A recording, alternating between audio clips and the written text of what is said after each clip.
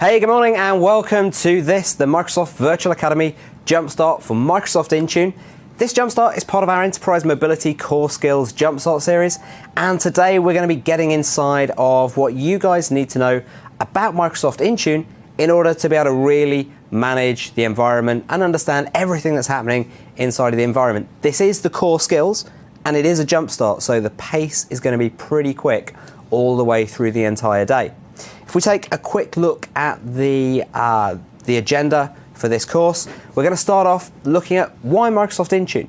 And to help me through that conversation, I've asked an absolute true expert in Microsoft Intune to come in and explain that to us. There is nobody better, frankly, to be able to explain that. Then we're going to have a look at core skills. We're going to look at the 101 of what you really need to know. What are some of those foundational building blocks? Then we're going to use those foundational building blocks throughout the course of the next 4 modules. And we're going to take a look at mobile device management. Then we're going to take a look at something called conditional access. We'll explain what that is as we start to get into that section. We're then going to take a look at some of the policy configuration that you can put in place in order to be able to allow people to have access to corporate resources through Microsoft Intune. And then we're going to have a look at mobile application management towards the very end of this Jumpstart, in the section just before you guys get to have the opportunity to go and get really hands-on with enterprise mobility and actually use a lab. You'll have my help during that lab in order to be able to go out, configure Microsoft Intune, really get yourself using the product so you can get a really good feel for it. So we're going to start off with the first module in this particular course, and we're going to start off by talking to Michael, who is the Partner Director of Program Management on Microsoft Intune, and frankly, he really is the guy who knows everything about what's happened inside of Microsoft Intune for the past few years, and also inside of Configuration Manager, because, well, he owns Program Management for both parts of the product. So, Michael, welcome to the MVA studio. Thanks a lot, Simon. It's great to be here. So you've been with Microsoft for about the last 7 years, all up. No, I've been at Microsoft now for almost 19 years. Oh, okay. Since 1996, I've been working in the management space for the last 7. Cool. So that does pretty much mean that everything that's come out from Configuration Manager for quite a long time has been down to you. That's right. That's right. Me and a lot of the other folks who have spent a lot of time on it. Yeah, there is quite a large team behind Intune and ConfigMan. So I guess the first thing that I really want to get out there is why have we built Microsoft Intune and what have we really built it to excel at?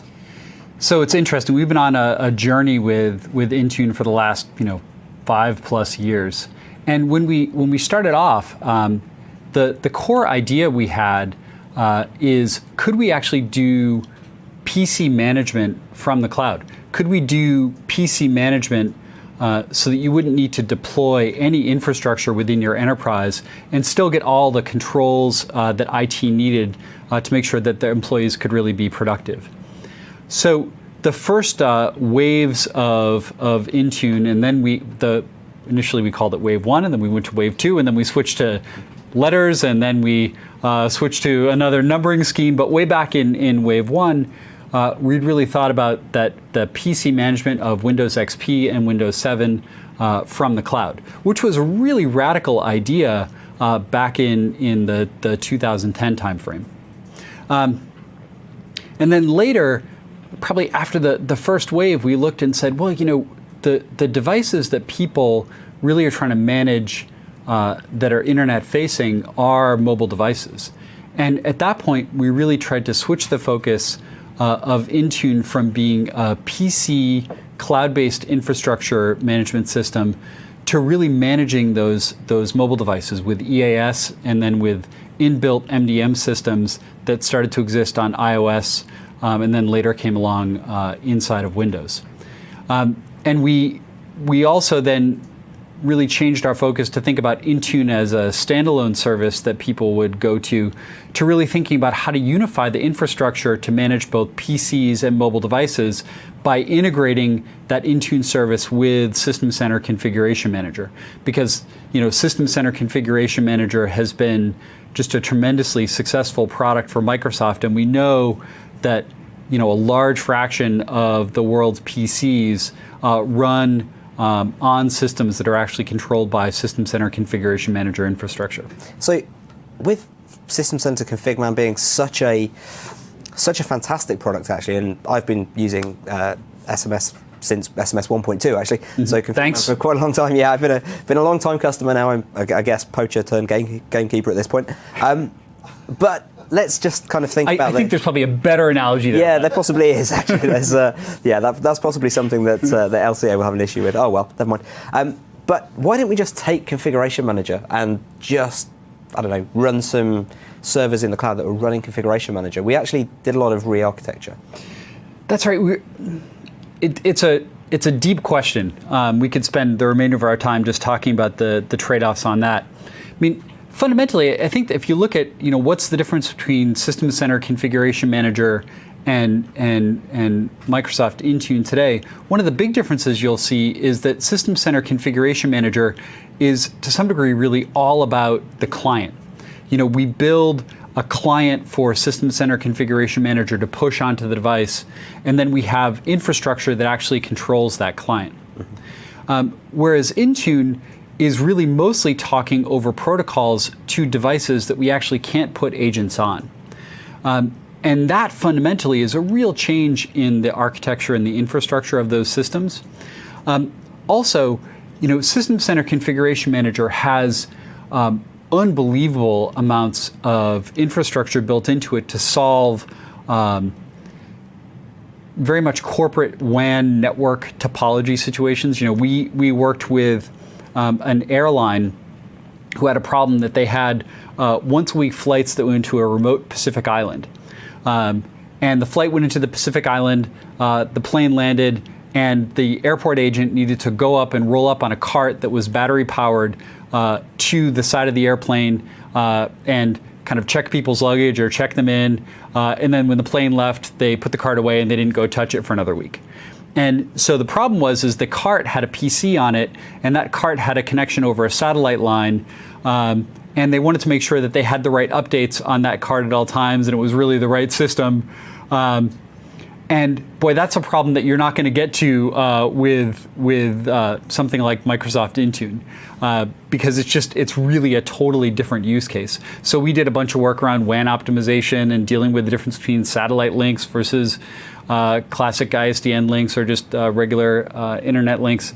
So it was just a totally different problem. So when we looked at what problems the infrastructure in SCCM was trying to solve, it was fundamentally a different set of problems than what we're trying to solve with Microsoft Intune. So we really started from a different code base where it wasn't about creating awesomely large SQL servers that you could have, the most cores and the most memory and the highest bandwidth network, but really trying to build a system that could be a scale-out, internet-scale infrastructure built on top of Azure. And I guess one of the really, really good advantages of building it on top of Azure is that actually we have the ability to integrate with other parts of Azure as well. So Intune uses Azure Active Directory to a really large degree to understand various things, and we're making more investment in that area as well. Right, absolutely. I think that one of the biggest misconceptions that I think people have of Intune is they say, Intune is an MDM just like, name your other favorite MDM. And we say, no, really, Intune is part of an all-up Microsoft Enterprise Mobility Suite, which incorporates identity, device management, and productivity, and the productivity services that come with O365. And you really need that totality of the solution to really land the right mobility story within your enterprise. Just before we were talking, just before we came on air, and there was an interesting phrase that you use around the fact that we've built Microsoft Intune to not so much manage devices, but to enable secure access to resources. Right. So I think the misconception is that Microsoft Intune is just another MDM that's about setting policy on devices. But really, Intune is all about enabling people to get at their corporate information while keeping the corporate information protected. And one of those things that we've invested in that's specifically connected to Azure AD is actually conditional access control, which really strongly leverages the identity component of Azure AD. Well, that's right. I mean, the strongest differentiator when I talk to folks about Microsoft Intune is really around conditional access and the way that we end-to-end deliver an awesome solution with Office. And that really does require an identity stack, a device management stack, the productivity applications, and the productivity services to all work together. You know, there's this fundamental transition that we think is going on in the market right now, where, you know, let's say even the corporate world from 3 years ago was, I have an intranet, I have all my corporate resources behind that intranet, kind of behind that perimeter, and I have devices that effectively join into that perimeter. I have domain joined PCs that have access to that corporate information because of the fact that they're positioned within that perimeter. And even the mobile device management techniques were often, hey, let me have this internet-facing device and use VPN or use some other tunneling mechanism to effectively make it seem like that mobile device was actually back a part of that perimeter. And now the world is really in this different place where, you know, with O365, your corporate data and your corporate applications are really on internet-facing services. And your devices are internet-facing devices. And we see more and more companies actually moving away from intranet style networks to more open internet connected style networks. And so the question is, if you no longer have perimeters as a way to protect the data and to protect the devices, what do you do?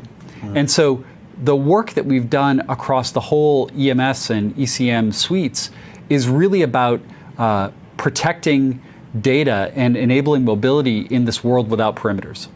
And I think some folks kind of get really stuck when they're thinking about this, because they're very fixated on the old mechanism and think that just taking a VPN and providing VPN to a particular app on a device is the very best way of being able to do that. They don't necessarily think that they can change the playing field somewhat here and actually say, actually, let's control access to that resource wherever it is. Mm-hmm. I quite often come across folks who have set up some kind of very strange situations where they have a cloud service, but in order to access the cloud service, you've then got to VPN back into something on-prem so that it can run through the on-prem proxy server in order to then go and access something, because that's what they feel makes it secure. It's a strange world.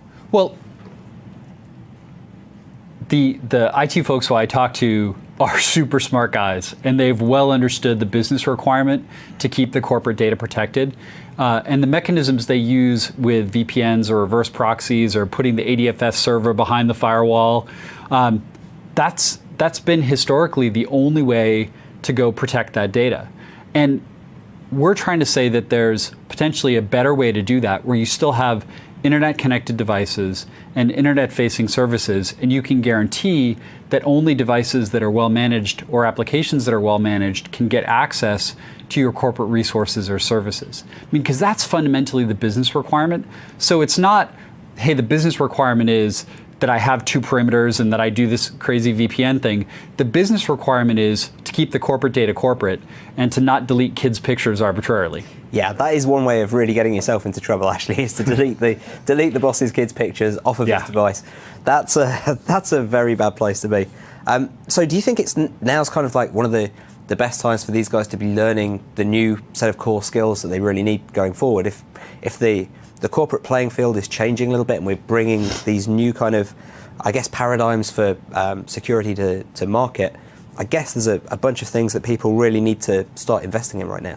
So I think there's a huge opportunity for IT to really be the heroes here and really to dramatically reduce the cost and complexity while these different devices are brought in. You know, I had a conversation with a customer 3 years ago in November, and he said to me, you know, look, I'm one Christmas away from a nervous breakdown. Because, you know, one more Christmas comes down, there's one more device that one of my employees gets under the tree, and they try to bring that in and do work on it, and I just can't take it anymore. And so historically, again, the way that he dealt with that, besides pharmaceuticals, was by creating these perimeters and really extending the metaphors that we presently have today in the corporation into that mobile world. But we think fundamentally there's a better way. And that better way really does lead to simplicity and lower cost. There's very few companies that I go visit that say, well, what we'd really like to do is to spend more money on IT. There's just a constant pressure that we all have to reduce cost and to make stuff more efficient.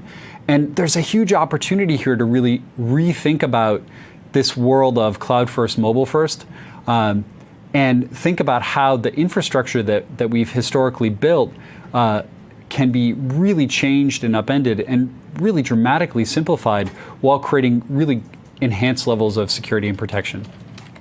So one of the things that I want to make folks aware of is you get the opportunity to ask questions here. So please ask questions inside of the Q&A. Get involved, ask questions, anything that you'd like Michael to answer whilst we're going through this. Please throw those questions in there, and I'll directly ask Michael some of those questions, assuming that they're going to be something that I think Michael's actually going to be able to answer. So in terms of thinking about integration with different parts of different services, Office 365 is obviously a really great integration point for us. Mm-hmm. We've made some pretty big investments with Microsoft Intune and Office, and most recently we actually announced the ability to do mobile device management directly through Office 365 as well. Mm-hmm. What was our kind of driver behind doing that? Well, when we look at the number of devices under management today, I think anybody who has a view of mobile devices would say that the single most popular MDM tool is Exchange ActiveSync. Mm-hmm. And even still today, even in high security deployments, we see that the base capabilities of deploying a device level PIN, forcing encryption, doing email account configuration, that's really an incredibly core set of features that many, many customers really need. So the question is, well, what's the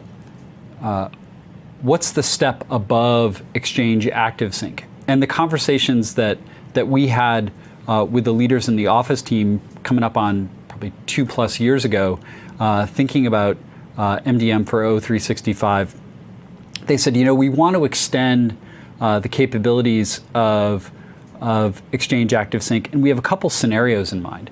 We want to extend the EAS ABQ, the Log Block Quarantine system, so that you can only deliver email on a device that's well managed, because that's one of the real limitations of ABQ today. You open it up kind of for a given mailbox. And, so they said we want enhanced control, and that was effectively the early view of what conditional access was going to be. So they wanted conditional access.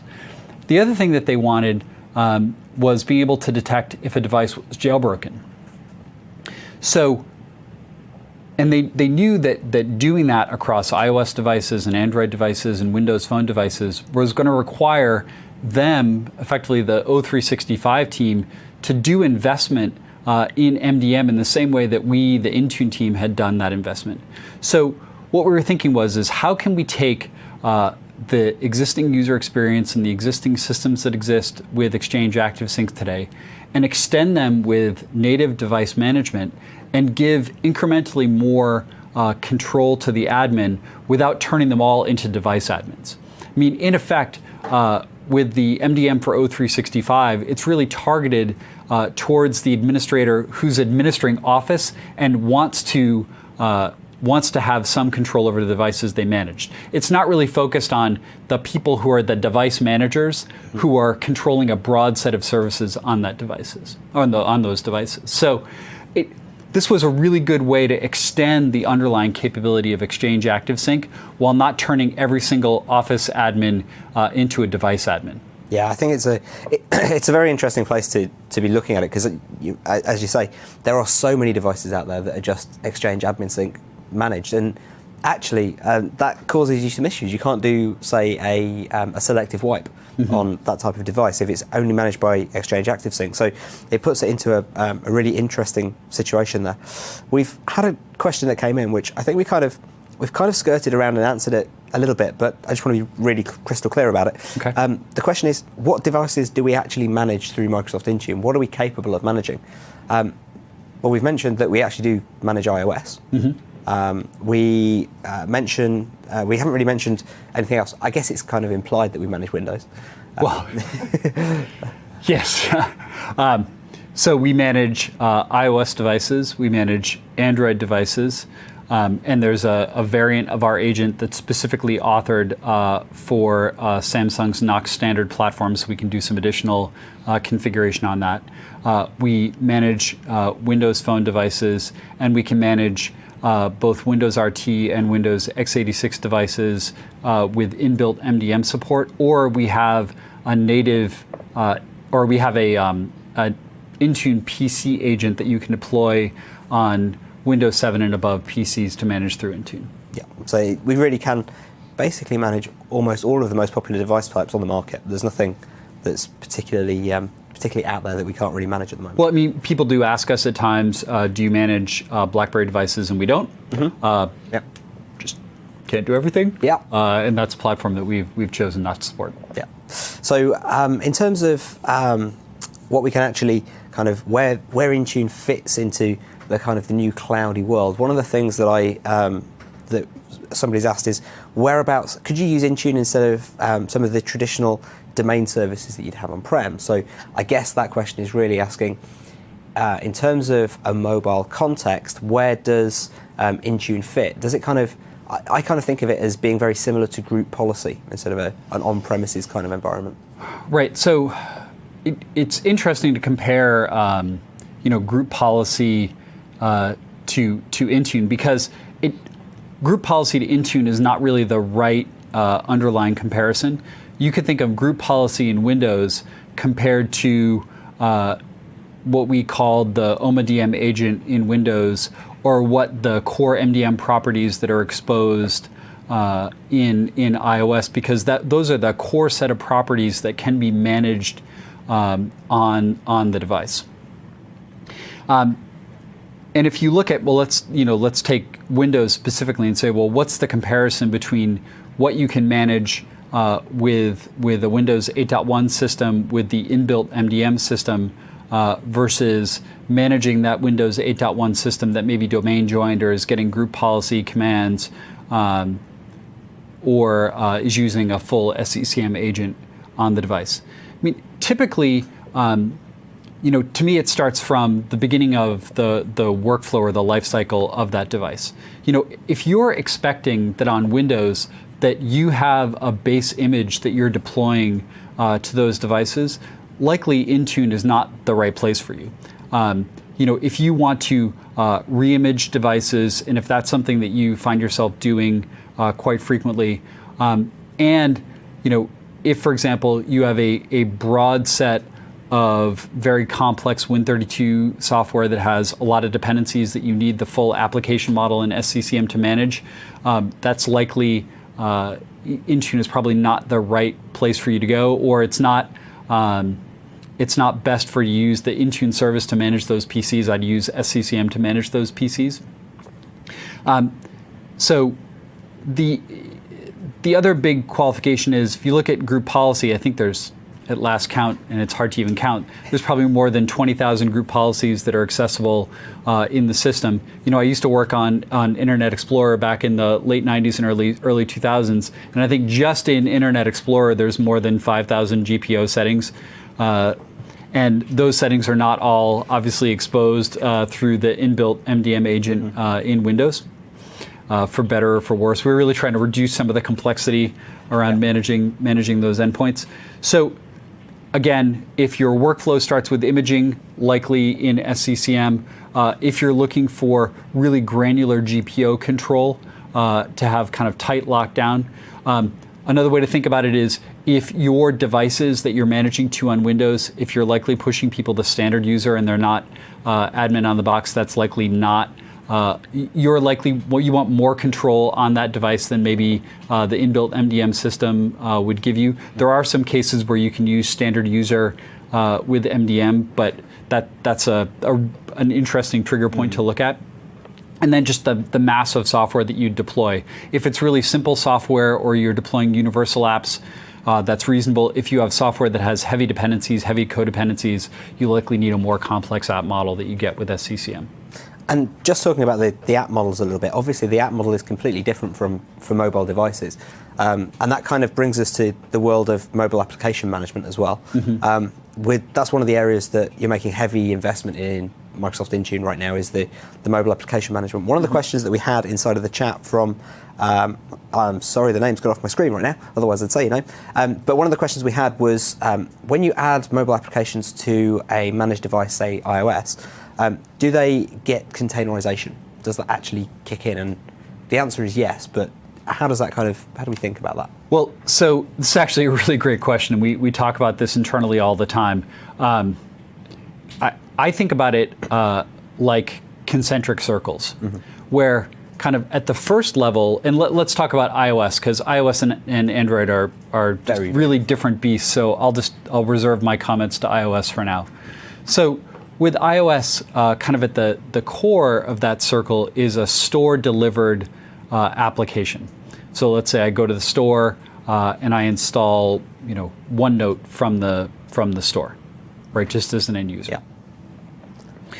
That gives me quite a degree of data protection, and this is both the strength and weakness. As folks know, iOS doesn't have a file system in the same way that Windows has a file system, so that application is restricted to writing to selected shared folders, plus the data storage that's associated specifically with that application. So in effect, that application by default is in a pseudo container. The level above that that we think is when that application is actually delivered over an MDM channel from Intune or from any other MDM. And there you get some additional controls, because IT can both push the application to the device, but IT can remove that application and its associated data with that device. But you still have the problem that data can often be saved from that application and put onto the local device. And it isn't necessarily encrypted. It's encrypted if there's encryption under PIN set up on the device, but there's not specific app level encryption. The third ring outside of that is when you have an application that's been enlightened with what we call the Intune SDK, which actually understands those application management policies. There you can set additional policies to limit whether the application can save or save data locally, can actually save to other services. And we also can restrict clipboard operations so that you can't easily move data from, let's say, that corporate OneNote application to maybe a personal Twitter app. Yeah, you need that kind of control, don't you, at that point? So again, there's basic capabilities that are provided by the operating system, more capabilities when the application is delivered over MDM, and that yet more capabilities delivered when the application is enlightened to use an SDK like the Intune SDK to do application management. So it gives us a lot of capability around being able to manage application lifecycle. We can do things such as install, we can do things like remove, we can remotely wipe the data if we need to. So it does put us into a really very good position with most of the mobile devices that are out there. In terms of, there's another kind of follow-on question from that around specifically what would happen if you had a link inside of a document, and that document was a corporate document. Do we have a specific way of being able to manage? I guess the worry there is, could there be some malware on the device which would be specifically targeting the browser application?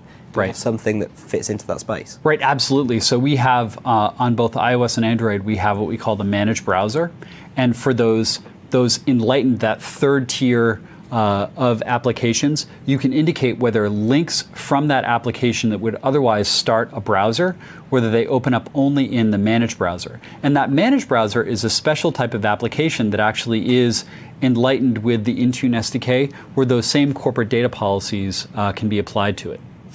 Cool. So it's just an app you need to go and get, basically. That's right. Made it really simple, which is a fantastic kind of approach. And it's one of the things that I really like about Intune is that actually, and you mentioned it with the with what we've done around the MDM policies we have in place. There could be hundreds of thousands of policies, but actually we've got the ones that really matter and that's a really good position to be in. I know you guys have asked lots and lots of questions. I actually can't keep up with the flow of questions inside of the Q&A screen. There are a lot going on in there. So any of the questions that we don't get answered, I'll be answering after the event on my blog, and we'll try and answer a few more during the later sections of this particular Jumpstart. Michael, thank you very much for coming in and talking to us all of that. I think hopefully you guys have a good bunch of reasons there why you should be thinking about looking at Intune. Over the course of the next 5 modules, we're actually going to give you some of the skills that you need and some hands-on activity so that you can get right inside of Microsoft Intune. We're going to take a 15-minute break while we just change people out here. Let Michael get on his way for the rest of the day, and I'm going to bring out Mike Donoski, who's going to help me through the rest of the day. Thank you very much, and join us back in around about 15 minutes.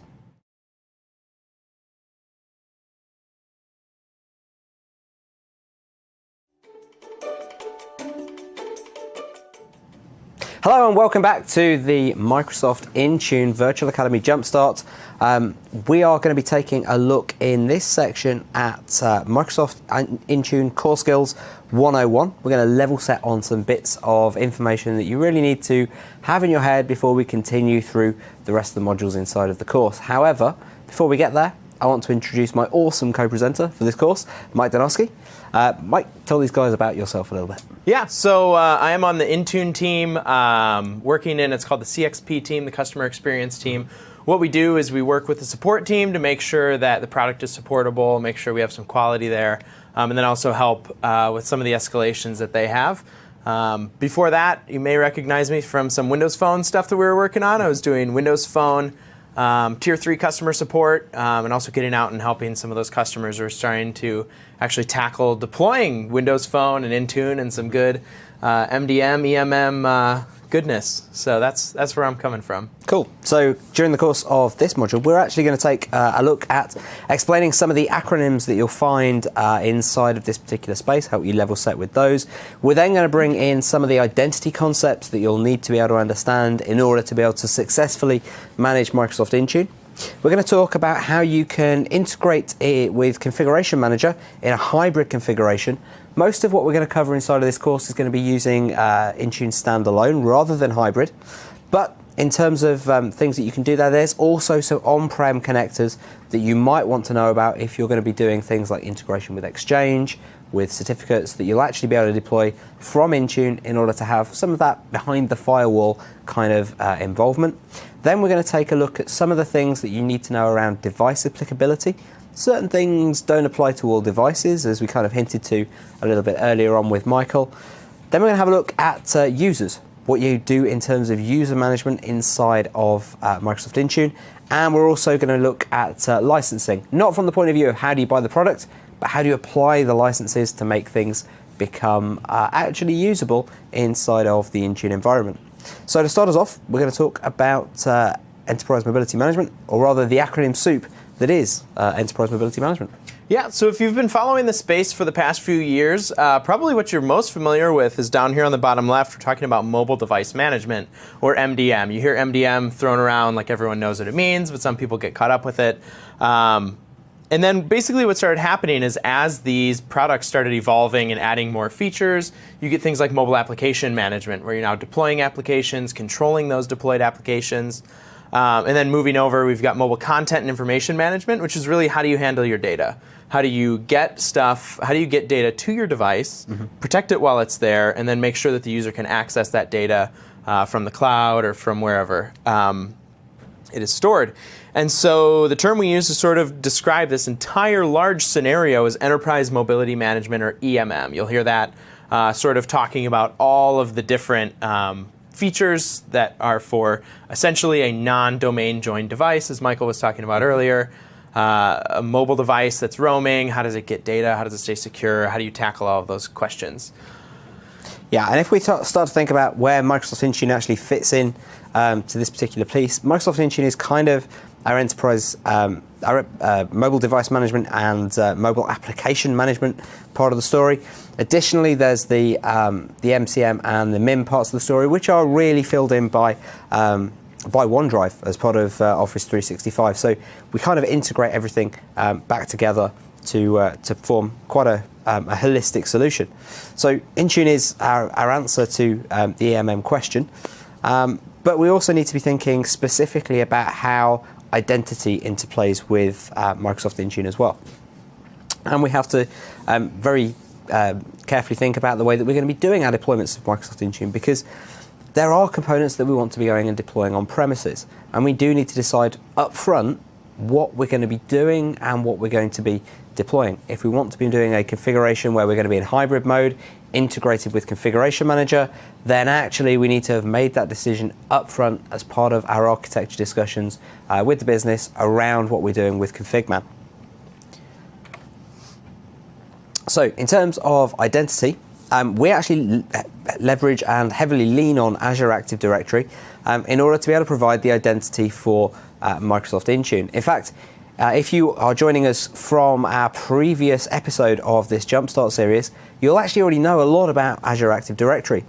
If you aren't joining us from one of those previous entries, then go away for a little while after the end of this Jumpstart and binge on all of that content that we created in the previous Jumpstart. It's available on demand right now, and that's one of the intentions of this entire Jumpstart series, to make sure that by the time we do the next episode, the previous episodes are available for your binging pleasure. So, what does actually Active Directory do? Well, it provides us with a place to store all of our identities for our users inside of our Active Directory. Now, they can come from our on-prem directory and be synchronized, or they can be in a cloud-only configuration, existing purely, as the name suggests, in the cloud. Either configuration is perfectly fine for Microsoft Intune, and it works in exactly the same way. All Intune is doing is actually looking there to say, hey, is this user there? Are they enabled for Microsoft Intune, and are they allowed to do device enrollments? It's also the same configuration that you'll have in place if you're already using Office 365, so there's no need to sweat any of that small stuff around, do I need to create a second Active Directory for Intune? Do I need to break it off and create something completely unique just for device management?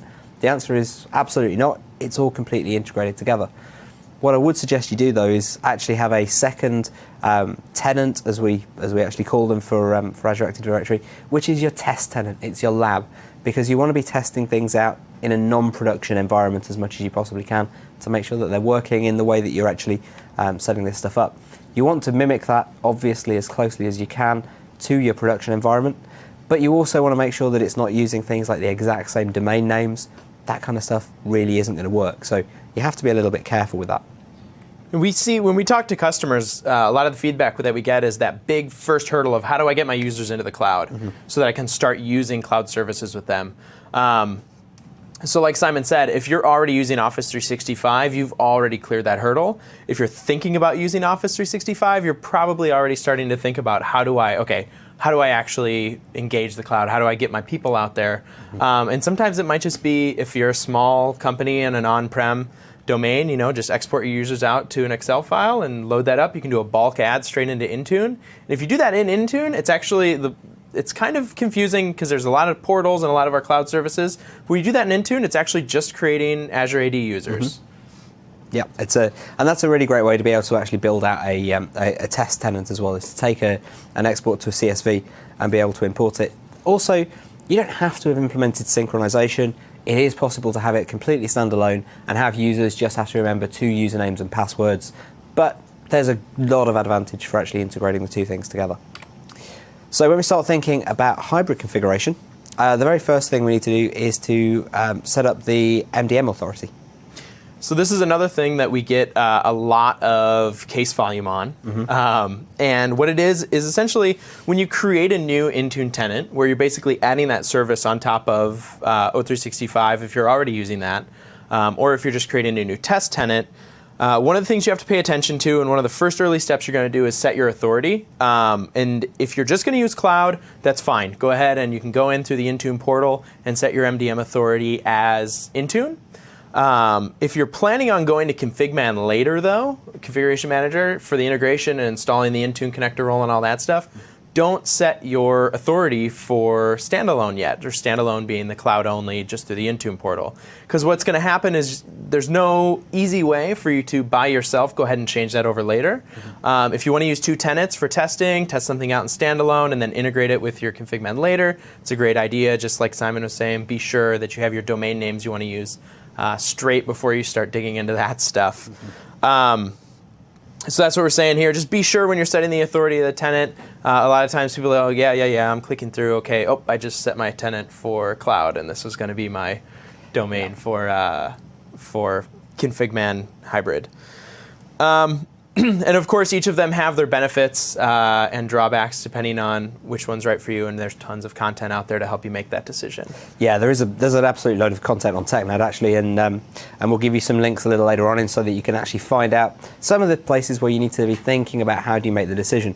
But probably the one that I think is the most important for folks out there, if you've already got config-man deployed, config-man 2012, 2012 R2, then actually it makes a lot of sense to integrate with Microsoft Intune because it means that you're going to get a single pane of glass over all of your management. Now, probably the biggest reason not to integrate right now is that not every single piece of the stack which has been developed for Microsoft Intune is actually available to flow back down into Configuration Manager just yet. We are working on it, but there are some capabilities that are only available right now in Intune standalone, and they'll be available in a little while inside of inside of config-man on premises.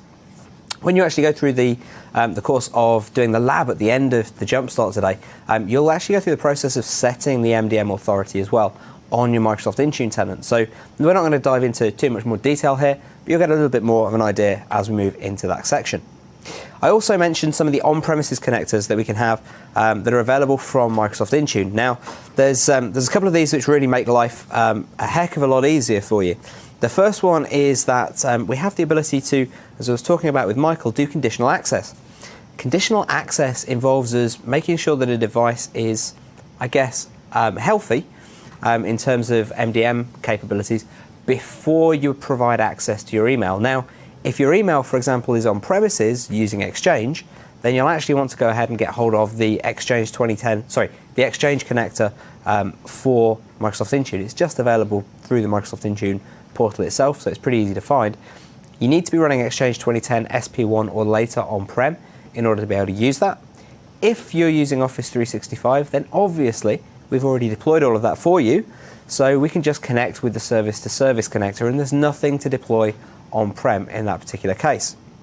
There's also a connector which is slightly outside of the scope of everything that we want to talk about inside of today's Jumpstart. It really is kind of like a level 400 topic to get into this, and that is around certificate deployments. And we have something called the Endes connector, which allows you to connect up to your Endes infrastructure on premises in order to be able to issue certificates out to mobile devices more easily. That's kind of a tricky thing to do, and actually we've made it very easy, but it's actually a pretty deep topic. You really need to know how certificate services are working in your on-premises environment. So we've taken the decision not to cover that inside of this Jumpstart, and we'll produce some extra materials a little later on, specifically on that capability. Then we move on to device applicability.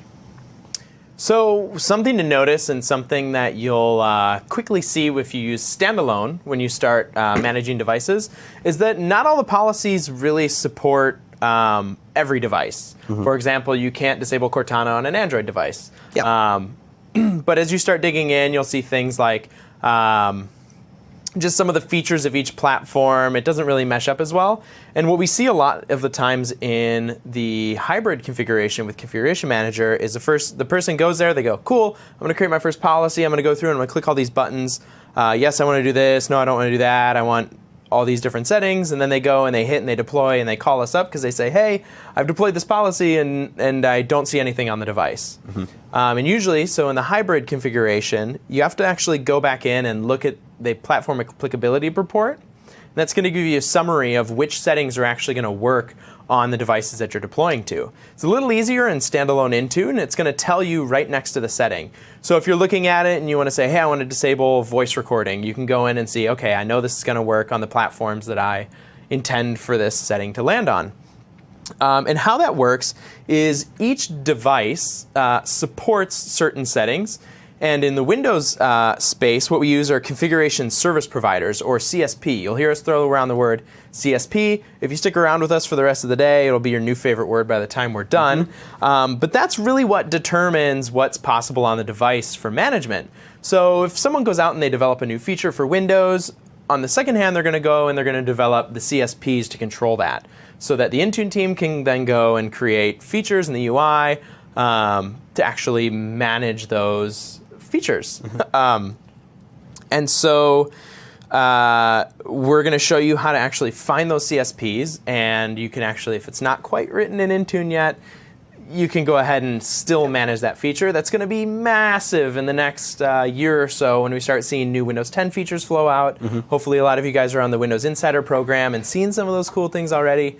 But all that's going to be manageable with configuration service providers through MDM. Yeah, and CSPs are CSP is a unique term to Windows. It's what we call it inside of Microsoft. But the other MDM, the other device manufacturers out there have their MDM protocol specifications that actually list all of the things that can be configured through MDM. So we actually have a nice piece of flexibility inside of Intune in that we can actually just push out custom XML, which is exactly how the MDM services on the devices or the CSPs actually take the information. They just take the XML file, and then they know what to do with it. So it's not just a Microsoft thing, it's available for everything. If you're completely new to managing devices other than Windows devices, this suddenly might seem a little bit strange to you because, well, frankly, we don't actually have control over what all of the other vendors actually put into their software. Strangely enough, they don't actually always listen to what Microsoft says. There's a bunch of other players in the market. When it's Windows, we can make the kind of changes that we want to see inside of the platform. So if you're coming from a pure Windows background, you're going to have seen a lot of that kind of legacy where we have had that kind of control for the past few years. So the next thing that we want to cover as part of this section on 101 is the different types of roles that you'll find inside of Microsoft Intune. Now, the first thing is that we have role-based access control built into Microsoft Intune, and there's a number of different roles that are really quite important to understand. The first one is the tenant administrator roles. Now, we get different types of tenant administrators, and they have the ability to do different things with the tenant. And when we say tenant, we're actually referring to your Microsoft Intune or Office 365 or Azure Active Directory just for your organization. That is a tenant. So when we need to kind of think about that as differently from, it's not your Intune account, it's your Intune tenant. Accounts or users are actually the things that you're going to log into the tenant with. So we have the ability to log in as a billing administrator. They basically have the ability to make purchases, be able to check that the service is healthy. It's the kind of thing that you might hand out to, I guess, maybe somebody in purchasing who needs to have that kind of communication with your Microsoft account manager. You then have global administrators. Global admin is the default user account that gets created when you first create an account inside of your tenant, and it allows you to manage every single aspect of your Microsoft Intune tenant. Then we get down to password administrators. These are probably the kind of details that you might want to give to somebody who, I don't know, is an admin for a department, and they have the ability to reset passwords for those particular users. Obviously, inside of Azure Active Directory, we're auditing those password resets, so we know exactly what's happening and who's resetting what passwords. We then have service support administrators. They're able to manage service requests inside of Microsoft Intune and also to be able to monitor the health of the service. And then user management administrators who have the ability to be able to create users, to be able to reset passwords, monitor health accounts, that kind of thing. That might be the kind of user account that you'll be giving out to folks who are managing your service desk or your help desk. Outside of our tenant administrators, we have service administrators. Service administrators allow us to have either full access to the tenant, so in essence a service administrator will be able to see and do everything inside of the console, and they can also manage other administrators. Read-only access for service administrators means that you can literally give somebody access to your Intune tenant and they can see what's happening in there, but they can't make any changes.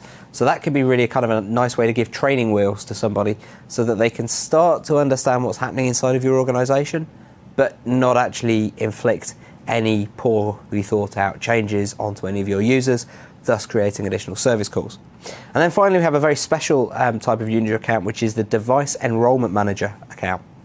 device enrollment manager role actually allows a user who's been set up with that to enroll more than the standard 5 device maximum. Now, you can bring that device maximum down for a standard user, but the device maximum for a device enrollment administrator is actually 100 devices. And the idea here is that when you have to bulk enroll a lot of devices, you can use the same user account in order to be able to do that. You're going to want to set things like a very strong password on there, but in this case, it's a good way to be able to use, say, a build factory in order to be able to build and enroll devices. It's not the only way to do device enrollment. There's some other ways. We'll talk about those a little bit later on, but there are some good uses for the device enrollment manager. And then finally, in this section, we want to talk about licensing and enabling the use of Microsoft Intune. So there's a couple of ways that you can actually do this. Inside of Microsoft Intune, you actually, as a standalone mode or cloud-only mode, you have to individually enable and license each particular user for Microsoft Intune. This is actually quite good because it gives you the ability to have really granular control over who can actually go and take a device and enroll those devices with Microsoft Intune. So you could say, for example, that inside of your company of 100 people, you only have 40 Intune licenses, so only 40 people are allowed to do Intune MDM enrollment. The other 60 people are only allowed to have Exchange ActiveSync policies down to their device. So you have this kind of mixed economy of where people are getting their policy from. However, if you need to do bulk enrollment of users, then actually it's pretty easy. You can do a couple of things. You can use the multi-select checkboxes inside of the UI, or you can use PowerShell in order to apply the licenses programmatically to everybody's accounts. Now, I'm not going to go through the exact PowerShell that you need in order to be able to do that. It's all nicely documented up on TechNet, so I'll point you into the direction of that documentation a little later on. And then in terms of enabling users for Configuration Manager in hybrid mode, that's a little bit different. There, what we actually have to do is create a collection of the users that are going to be allowed to enroll devices into Microsoft Intune. And once we've created that collection, we can then enable that through the settings inside of Microsoft Intune. And again, it's really well documented how to do that on TechNet. It's actually very, very simple, and the wizard takes you through that as you're starting to set up a hybrid connection to Microsoft Intune. We're not going to go too deeply into hybrid connections during this jumpstart, but I wanted to make sure you guys had some clarity on how you get people up and running, because it sometimes causes people to kind of expect that everybody can enroll a device suddenly because they're a user inside of the domain, but actually you need to have gone an extra step further. That's actually a great point that you brought up, and you and Michael were talking about earlier, as far as you can have EAS, Exchange ActiveSync policy, live happily with Intune users, where say that you only have so many people who all they need is really email. You can set those users up and they can happily go on just using email, but say that there's a core group of users who are using applications, they need VPN, they need all these other great features, you can just roll that out to those users, so you're not paying for every head in your organization to be using Intune. You can sort of scale it and use whatever makes sense for you. Yeah. So there's a couple of questions that just came up inside of the chat that I wanted us to very quickly answer. The first one kind of did answer it, but let's just go back and reiterate it. The first question was, can I use my Office 365 tenant along with Microsoft Intune? Yeah. That's a really simple answer. Yeah. So the way to think about it these days is you hear about all these services that use Azure Active Directory, and I'm sure you'll start hearing about more. So the two that we're mentioning today, Office 365 and Intune.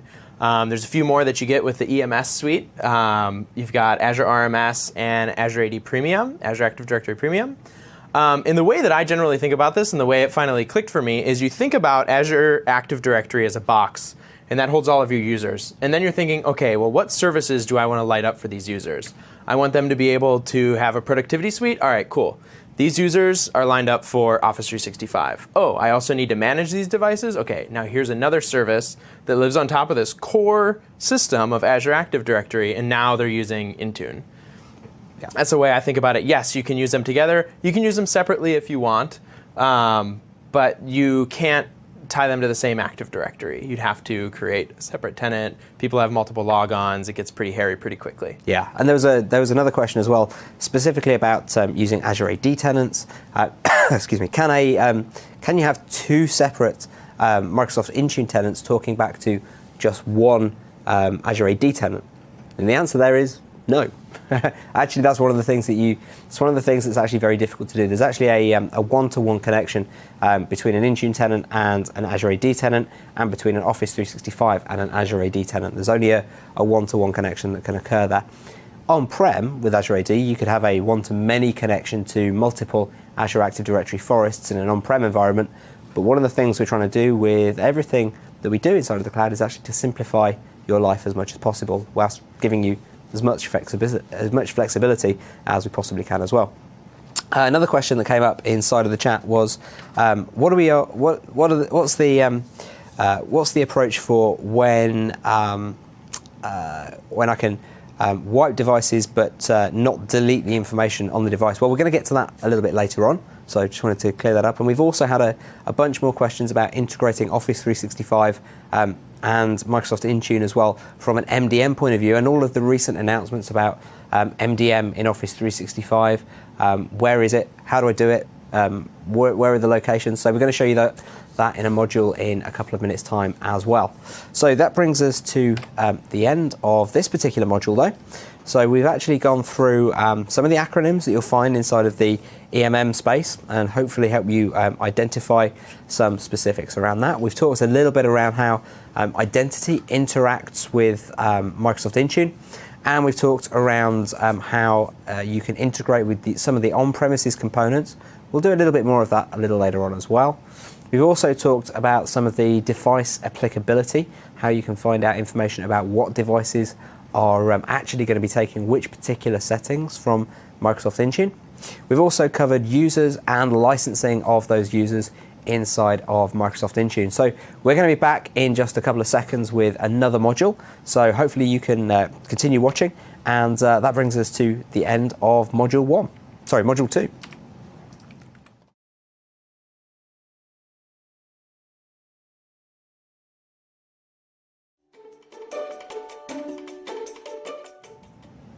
Okay, so welcome to Module 3 of the Jumpstart. In this case, we're going to be talking about we're going to be talking about mobile device management and some of the capabilities that are inside Microsoft Intune to enable mobile device management inside of your organization and inside of your tenant. The capabilities that we're going to be talking about inside of this are specifically what comes inside of Microsoft Office 365 from an MDM point of view. We're also going to show you Office 365 MDM as well. We're then going to take a look at MDM inside of Microsoft Intune, and we're going to show you the MDM inside of Microsoft Intune. You will also get to use that a little later on inside of the virtual lab. And then we're going to have a look at how Microsoft Intune interplays with Exchange ActiveSync and other types of policy. And then we're going to have a final look at MDM for Microsoft Intune. So, what comes inside of MDM for Office 365? So the ability to apply security policies to a device is the primary thing. And you can think of this as sort of the basic settings that you get with Intune. Mm-hmm. But if you're maybe not ready to make the jump to Intune, you're not ready to add the extra licensing and all that stuff, you can start off with your Office 365 users and get some of those basic security policies. But really the two big points are the next 2 points here. Selective wipe for Office 365 data. That's huge. People have been asking about it forever, and up until here, using EIS to wipe a device pretty much blows it away. Mm-hmm. Not a very good solution, depending on the scenario. You know, sometimes you do get your phone stolen, or you leave it in a cab, or something like that, and it needs to be wiped completely. But then when you find that device again, and you see that all your personal data has been erased from it, that's another help desk call usually. Yeah, it is pretty, as we were kind of mentioning with Michael, it is pretty bad when you wipe out your boss's private photos. That's never actually a good thing. So one of the cool things about selective wipe of Office 365 data is that if the email profile has been managed by Office 365 MDM, then you can wipe out the email profile and just the email profile. And you can also wipe out any other of the components that are just related to Office 365. But it doesn't let you have completely granular control over wiping just particular applications that have been deployed, because there is no application deployment capability through the MDM that's built into Office 365. It is that step up from ActiveSync, though, that takes you into a more true MDM type of scenario. It's also a really familiar experience for the end user. We'll show you a little bit of this in a few moments' time, but it's actually a very easy way for people to be able to kind of see what's happening inside of their device. They get kind of an easy prompt to make them walk through mobile device management. And we'll actually show that in the next module inside of the course, because it's exactly the same process as enrollment for Microsoft Intune. In fact, actually everything configured for Office 365 MDM is exactly the same stuff that you configure for Microsoft Intune MDM. You configure the same DNS settings. In fact, the documentation points you to the documentation for Microsoft Intune. All of that stuff is exactly identical, so it's pretty easy to bring these things in. Office 365 MDM is actually in all of the commercial subscriptions, so if you have anything that starts with E or B, or an Edu plan or a government plan, then you're going to have the ability to be able to do Office 365 MDM within those capabilities. So let's take a look at actually what it looks like to be inside of the Office 365 console and to be able to set some MDM policy. I'm going to just go down to my portal just here, and you'll see that once you've been enabled for MDM, you'll find it inside of the left-hand side. You have our ability to go to all of the different sections. You'll see the mobile devices section just down here at the bottom, mobile devices, and inside of mobile devices you actually find the ability to manage all of the MDM settings for Office 365. Now, the very first thing that we actually need to go and do to make Office 365 MDM work, and you can see that I've got a little splodge over here on the right hand side. We actually need to go and manage the settings for Office 365. So I'm just going to go into Manage Settings. And then there's a couple of things we need to do. Firstly, we need to do the domain configuration. So if I hit Setup or Learn More here, it's going to take me through doing all of those DNS settings. Kind of think that's a little bit kind of easy for the scope of this course, so we're going to skip that through. Then we have the ability to go and configure the APNs, the Apple Push Notification Network, so that we can manage iOS devices. All we have to do here is hit Setup. That's going to start taking me through the process of getting hold of a certificate request file, which I can then go and exchange with apple.com, in order to be able to get hold of a certificate that would allow me to be trusted to manage iOS devices. In this particular case, I'm not going to go that far, because this is a tenant that I share with somebody else, and I don't want to use one of my organization's APN certificates. However, once I've got that in place, I can then go and configure my manage my device security policies and access rules. So let's go and click on the link there, and that's going to load up the compliance settings. Here we go. Okay, so you can see I actually have two different sets of rules in place right now, but before we go and do anything with those, I'm going to create a new rule, and I'll just click the new button. We're going to call this new O365 MDM, and we'll hit next. Okay, so these are the device security policies that we can put in place for this particular situation. So we can require a password, we can prevent the use of simple passwords, we can require alphanumeric passwords, which soon very quickly becomes quite cumbersome to start entering these things. We can set a password length, we can set the number of attempts that we have to get the password correct. We can set things like password expiration, the kind of things you would expect people to have on their device. We can also set things like password history. How many devices are we going to remember? And then we get down to a few of the, I would suggest, the cooler things that we can do inside of just this part of MDM. First thing is requiring data encryption on the device. Now, if it's an iOS device, as soon as you set a pin on an iOS device, encryption happens on that particular device automatically. So this checkbox is actually kind of redundant if you're managing iOS and you've also set a PIN policy. In an Android capability point of view, you actually have to check this box in order to enable encryption of that type of device. We also have jailbreak detection. So we'll use our jailbreak detection, which is built into Microsoft Intune, in order to be able to understand if a device has been rooted or jailbroken, because that's kind of really one of those basic things you need to be understanding so that you know you've got some kind of level of trust in the device security. As soon as a device has been rooted or jailbroken, you literally have no real ability to trust what the device is telling you. So you want to be detecting that up front. Then this next section, require managing the email profile, which is needed for a selective wipe on iOS, is actually a really, really powerful checkbox.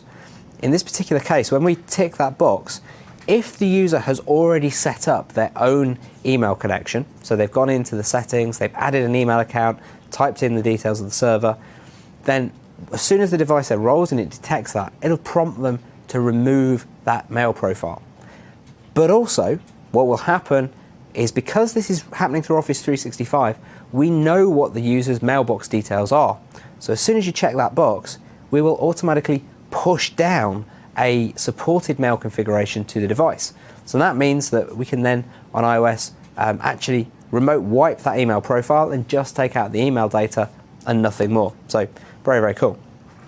Then we have a couple of options around what will happen to a device when it doesn't actually meet up with our standards. Well, first time we'll report the violation, which can be useful. It's still going to allow people access to the environment, so could be helpful in some situations. You might want to just know that people are doing something naughty, but actually still allow them access to do it.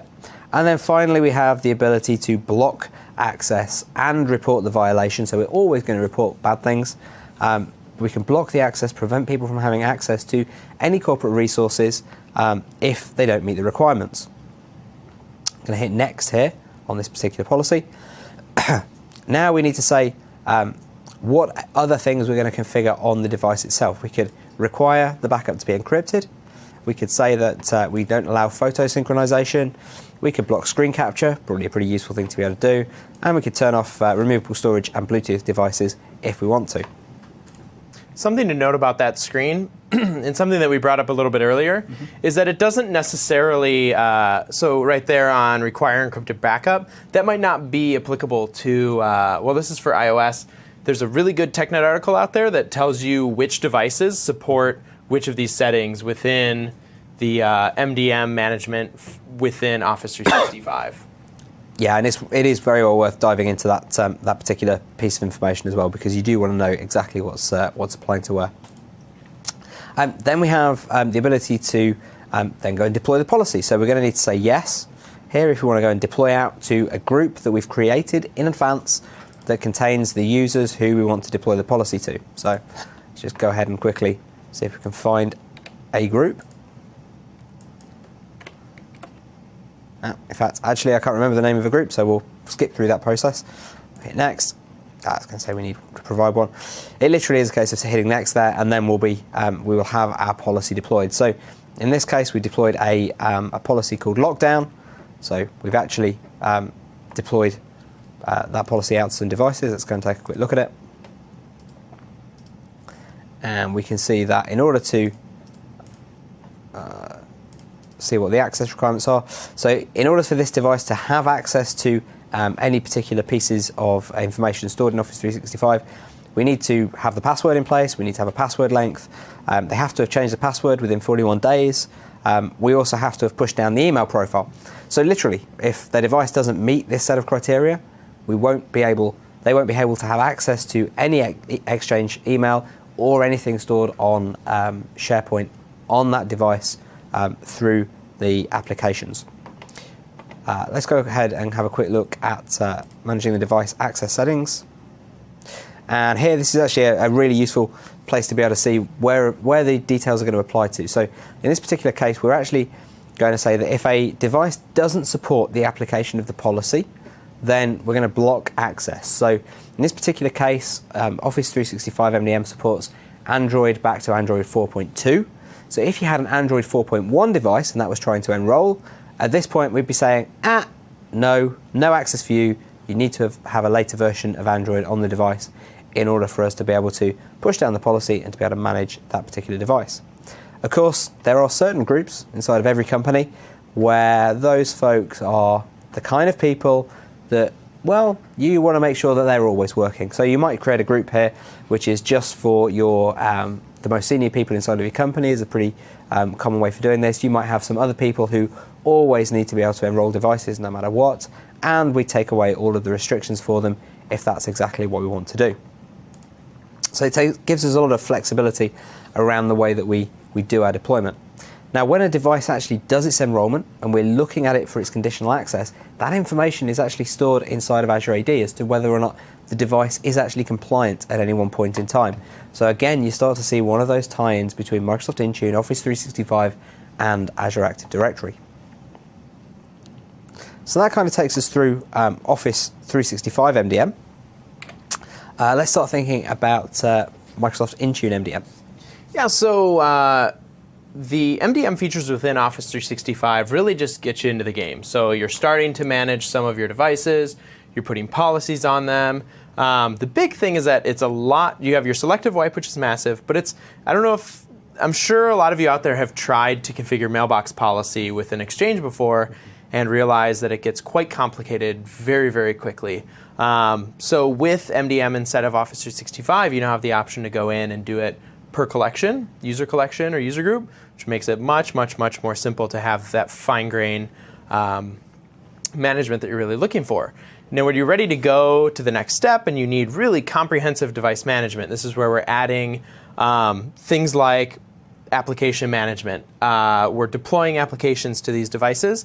And then also we refer to it as resource access profiles. So that's deploying certificates, VPN profiles, Wi-Fi profiles, assigned access, allow and deny lists, all this great stuff we're going to show you later. That's really what you get with Intune, and that's really why you're going to make that jump.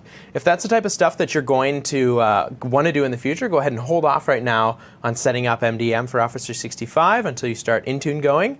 But if that's not really what you're looking for within your business, go ahead and use the MDM features inside of Office 365 today. Yep.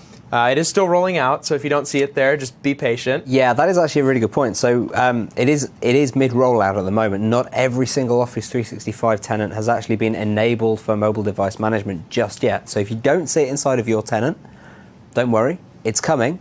It is available for some people, but it's really basically impossible for us to tell outside of the product team exactly who and which particular tenants have been enabled at this point for Office 365 MDM.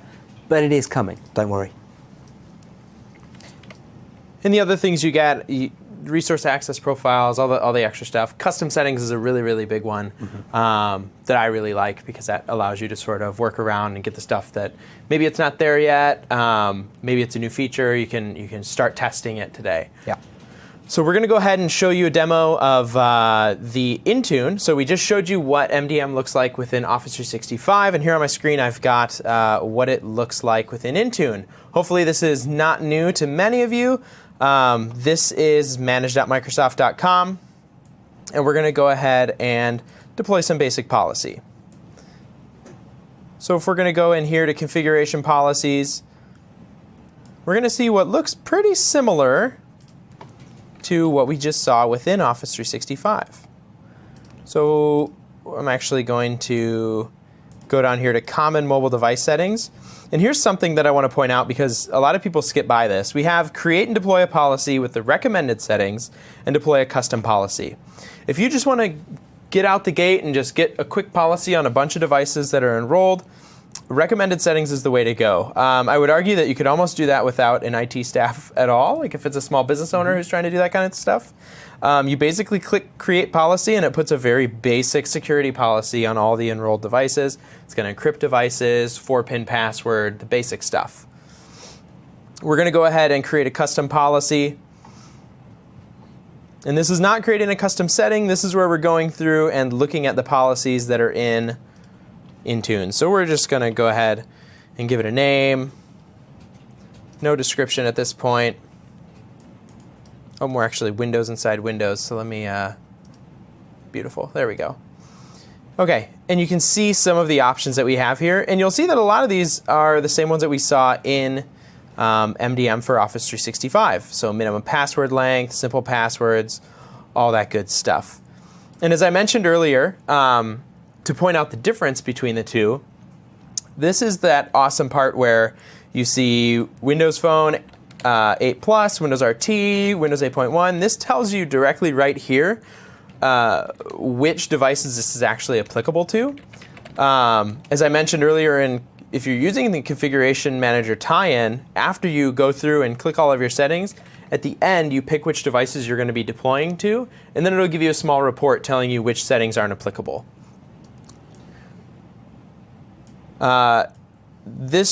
If you haven't seen Intune in about 6 months, I beg you to go back and look.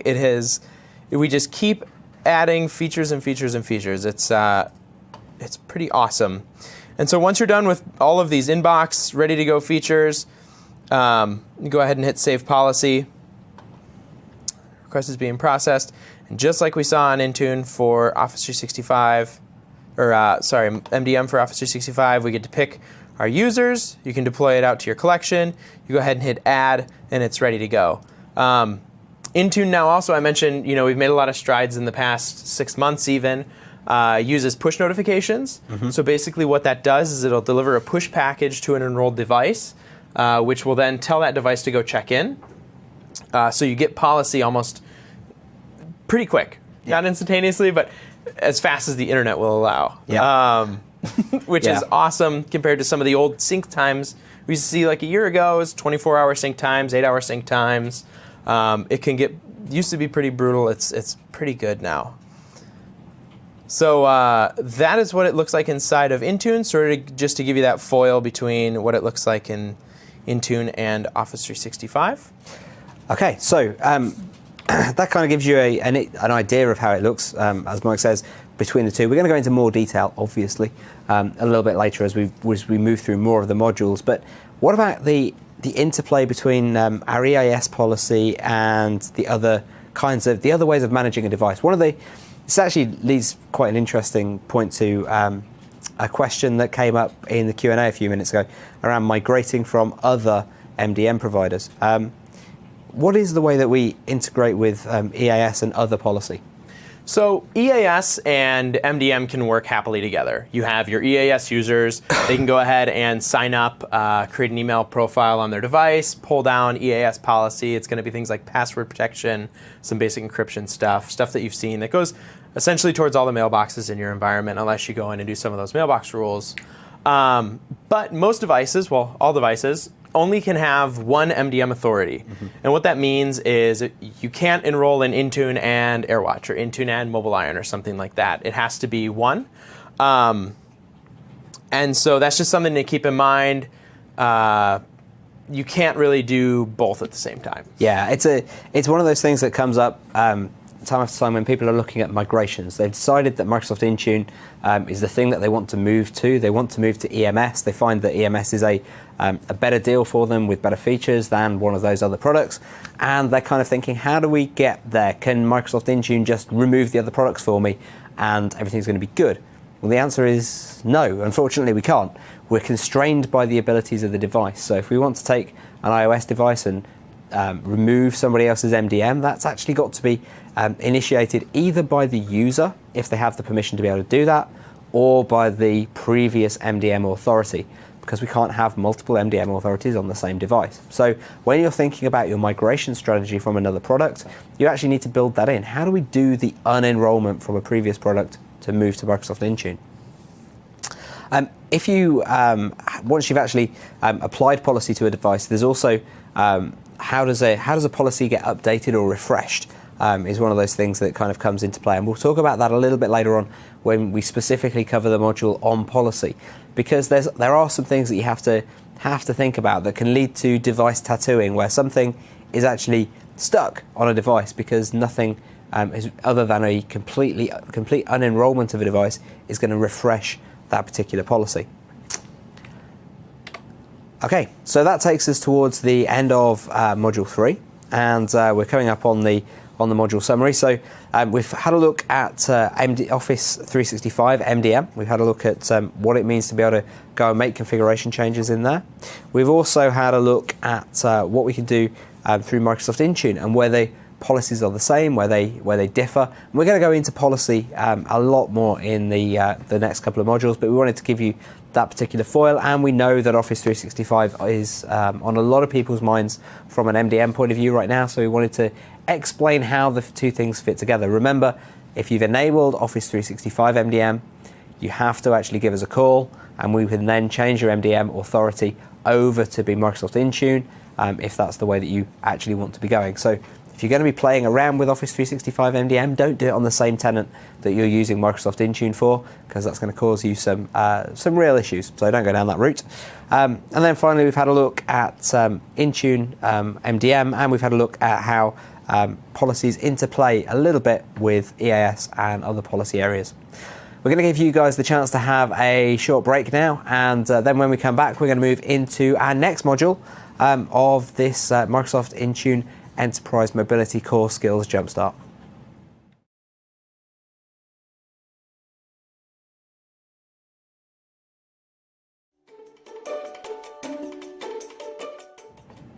Hey, welcome back. This is Module 4 of the Microsoft Intune Enterprise Mobility Core Skills Jumpstart. And in this particular module, we're going to be taking a look at conditional access. Specifically, the things we're going to be looking at is first, what is conditional access? This is possibly something which is a little bit new to you if you've never experienced Microsoft Intune and what it's capable of before. We're then going to look at how we can take the principles of conditional access and be able to protect company resources by using it. We're going to look at some of the platform and app applicability of conditional access, because it doesn't kind of get picked up by every single set of circumstances. We're going to look at some of the compliance policies by the particular platform, and we're going to have a look at conditional access for Exchange Online, but through Microsoft Intune, not through Office 365 MDM, as we explained in the previous module. So let's start off by talking a little bit about what conditional access is.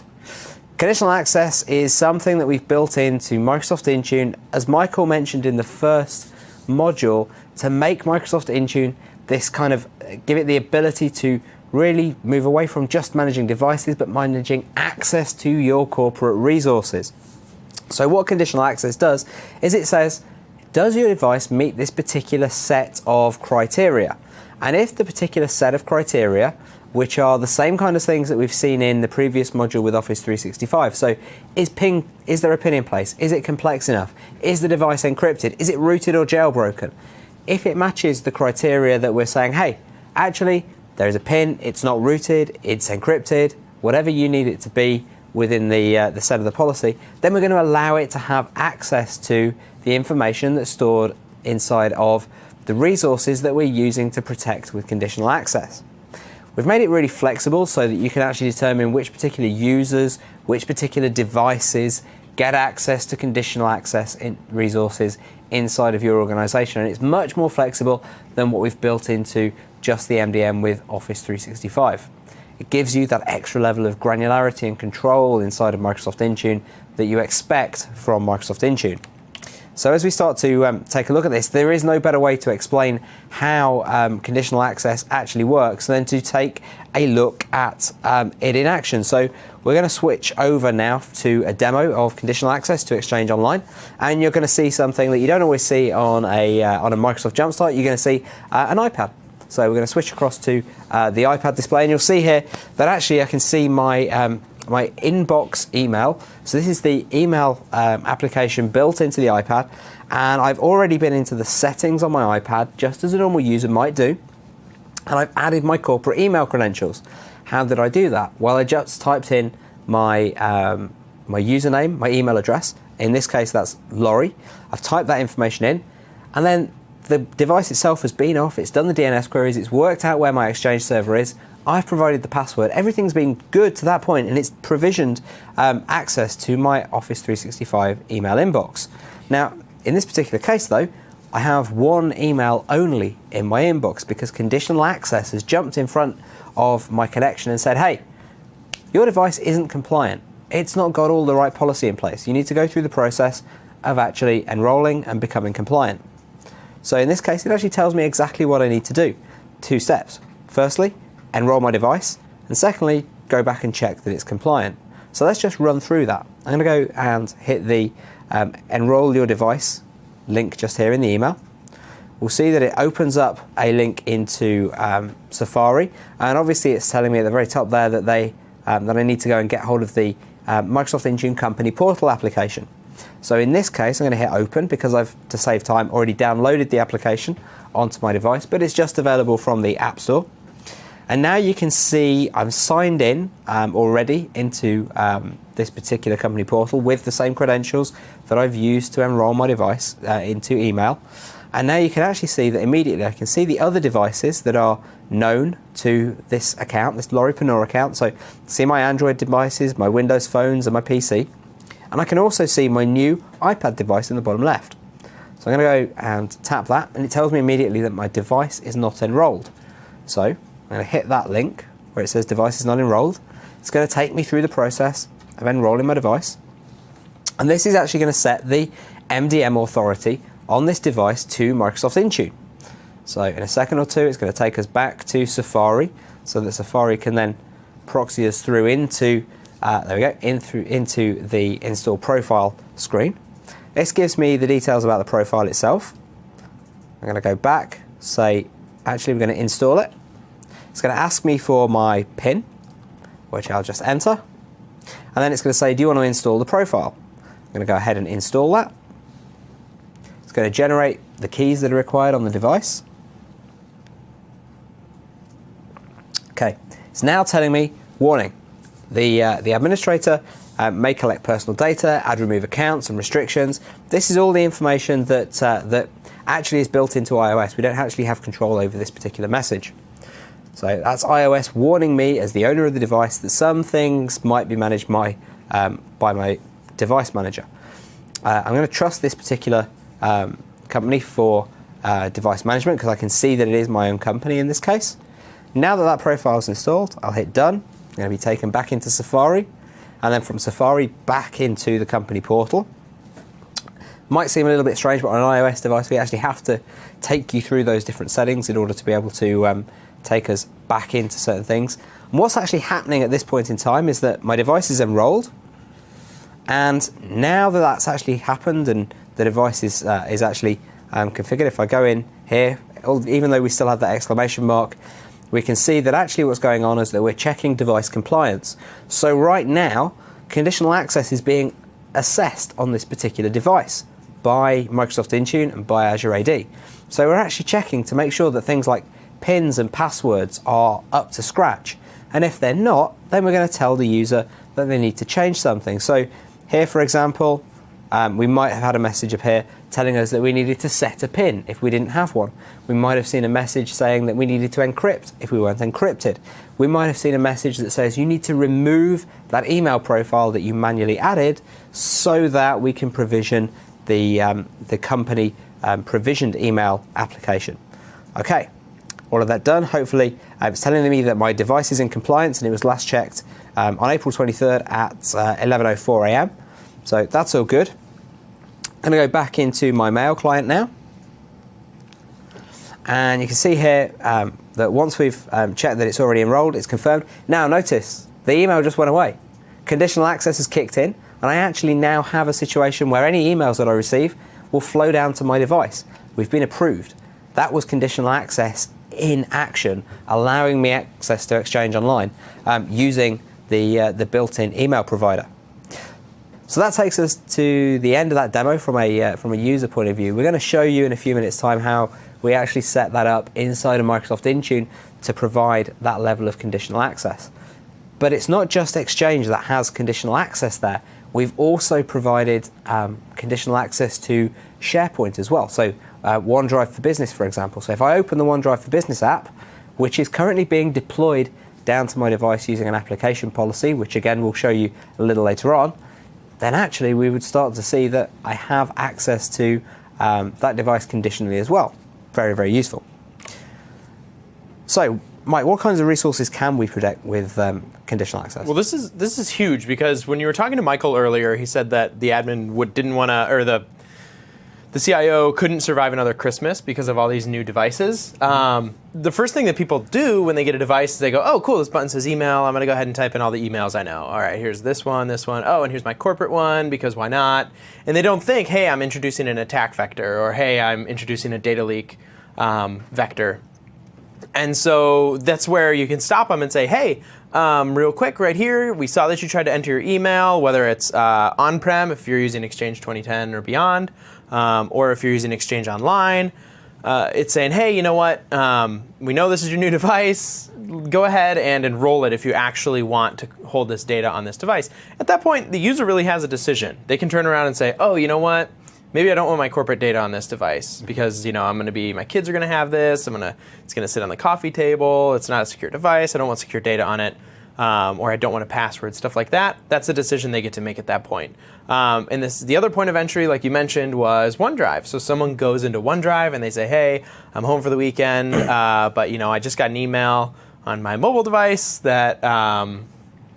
A different mobile device that does get corporate email, and I got to go over to my iPad and get onto OneDrive and check this PowerPoint deck before Monday or something like that. They can then go through those steps through that vector of OneDrive and SharePoint Online. Mm-hmm. So in order to get those corporate resources, they can then become managed, enroll that device so that everyone knows it's secure, and then they can go edit those files as they need. Say that they save it locally if they're allowed to. And then they, depending on the policies that are in place, they get done. They're like, all right, cool, I'm going to go ahead and unenroll this now. They can unenroll it, and corporate data will be removed from that device. It's very cool. Yep. So you can do sort of the temporal, hey, I just need to do work real quick. I'm going to enroll, do this stuff, and unenroll. Or you can do the, hey, I'm going to use this device sort of as a mixed-use device, like most users do with their daily driver cell phone or mobile device. So that's why it's here, really, so that you get away from that. I'm just going to put this on here, and then I'm going to go trade it in or trade it to my cousin who, wants this new iPad, and now it's got my corporate email on there. Mm-hmm. Or, Yeah, we need to make sure we've all heard the stories. Yeah, and the resources that we can protect from an online point of view are actually Exchange Online, SharePoint Online can be protected. We just use the service-to-service connector to do that. And we can also protect Exchange on premises as well. So that entire flow that you just saw there on the iPad actually could be done with an on-premises Exchange server as well. It's not just linked purely to being able to do this on a Exchange Online or Office 365 tenant. In terms of the devices and the apps where we're actually able to use conditional access, Android 4.2, iOS 6, Windows Phone 8.1, and the Mail application on Windows Phone 8.1 and later all understand conditional access, so they're good. And if the devices aren't up to that level, don't understand conditional access, then you can always choose to block access to any resources from those devices. We also have certain applications which are built in that will work with conditional access. So the OneDrive application on iOS and Android will work with conditional access. It understands conditional access, and therefore it knows to pass through the information, or rather request the information about whether a device is going to be allowed to flow that information to it. And also Office Mobile on Android is also capable of understanding conditional access. And if you see a few things there that you might be thinking, ooh, they should be on that list, well, we're probably working on getting those applications conditional access aware. So hopefully we'll see something on that in the near future. So let's just dive into a little bit more of the actual flow as to what's happening for conditional access in Exchange Online. In this particular case, we've basically got about 4 actors in play. We have the mobile device, we've got Office 365, Azure AD, and Microsoft Intune.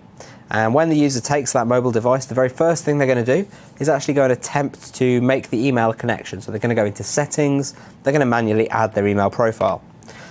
The very first thing that Office 365 then does is it goes across to Azure Active Directory and says, hey, do you know anything about this user's device? And is it compliant? If it knows that it's compliant, it's going to say to Office 365, hey, that's absolutely fine, that's good. But assuming that it doesn't say that, we're actually going to quarantine the device. So it's not compliant, we won't push the information out to it at all. So whilst the device is in that quarantine state, the only way to remove it from the quarantine state is for the device to talk to Microsoft Intune and do an enrollment with Microsoft Intune. When we see the enrollment with Intune, we're then going to check to assess compliance of the device, and then at that point we're going to push that compliance information into Azure Active Directory. So Azure Active Directory always knows whether a device is compliant. And then we're going to grant access to the resource on the device. Now, what happens if compliance should change once access to the device has been granted? Well, the next time that the user attempts to access that resource, we're going to then go and check to see whether Active Directory is still saying that the device is actually compliant. And in the background, we're going to check compliancy every so often on the device as well. So what about conditional access for Exchange on premises? Well, it's a slightly different setup here. So in an Exchange on premises environment, what we're going to do is actually, the very first thing is we're going to block any unmanaged devices, and we're going to tell Exchange on premises that we need to block any devices that are not managed by Microsoft Intune. So when the user attempts to make that email connection, if the device isn't known to Microsoft Intune, then actually Exchange is going to block it by default. So it's then going to be put into quarantine mode, and then the only way to get out of quarantine mode is to enroll with Microsoft Intune. Upon which time, Microsoft Intune then knows that the device is unblocked, and therefore it pushes down a message to the Exchange server to say it's now okay to unblock this particular device. Then email gets to start flowing down to the device, and access is completely granted. Now, at this point in time, there's no way to do something similar with SharePoint on premises, but we do have the Exchange connector for email on premises. So there's a good way of mixing your environments there. If there's any Exchange admins out there, probably a word that you're going to be very familiar with there is quarantine. And you can think of conditional access as a very, very clever, logical way to allow those quarantine devices, where in days past you may have to look at your logging, see who's trying to access their email, if you have that quarantine set up, and then do a manual investigation and say, do I know who this is? Oh yeah, this is Bob over in IT. Yes, this guy does have conditional access. This is a legitimate request for an email profile. Let's go ahead and give it to him. This sort of skips that step, makes it actually apply logic to it and say, okay, well, we do know who it is, we don't know who it is, but if it's enrolled and it's compliant, we're going to let this person in.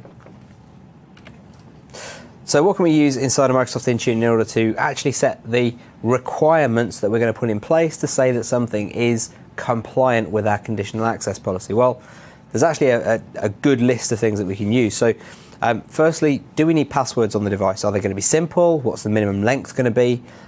What type of password is going to be required? How many characters is it going to be? What sort of password quality is going to be needed, which is a term that we use for Android-based installations. And then how often are we going to require the device to lock out the user whilst they've been using it? Are they going to need any requirements around the password being fresh? And are we going to remember any history of that user's particular password? Do we want to prevent any kind of reuse of any of that password history? And then obviously, again, if we're on iOS, just like with Office 365, if we're enabling a PIN policy on the device, we're automatically going to encrypt the platform. If we're on, say, an Android device, then we actually have, or a Samsung Knox device, for example, we actually have to turn on the encryption policy to encrypt the device. If a device is rooted or jailbroken, then we might want to say that we don't want to allow access to any of our conditional access protected resources.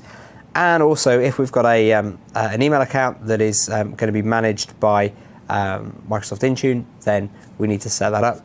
Unlike with Office 365, we don't necessarily know with Microsoft Intune all of the details about the user's email profile. So we actually have the ability to set up an email policy where you can actually provide all of the email details for the individual user. So you can say this user is going to be using the SMTP address attribute from Active Directory to provide their email address. This user is going to be using this particular Exchange server. So in the case of Office 365, outlook.office365.com.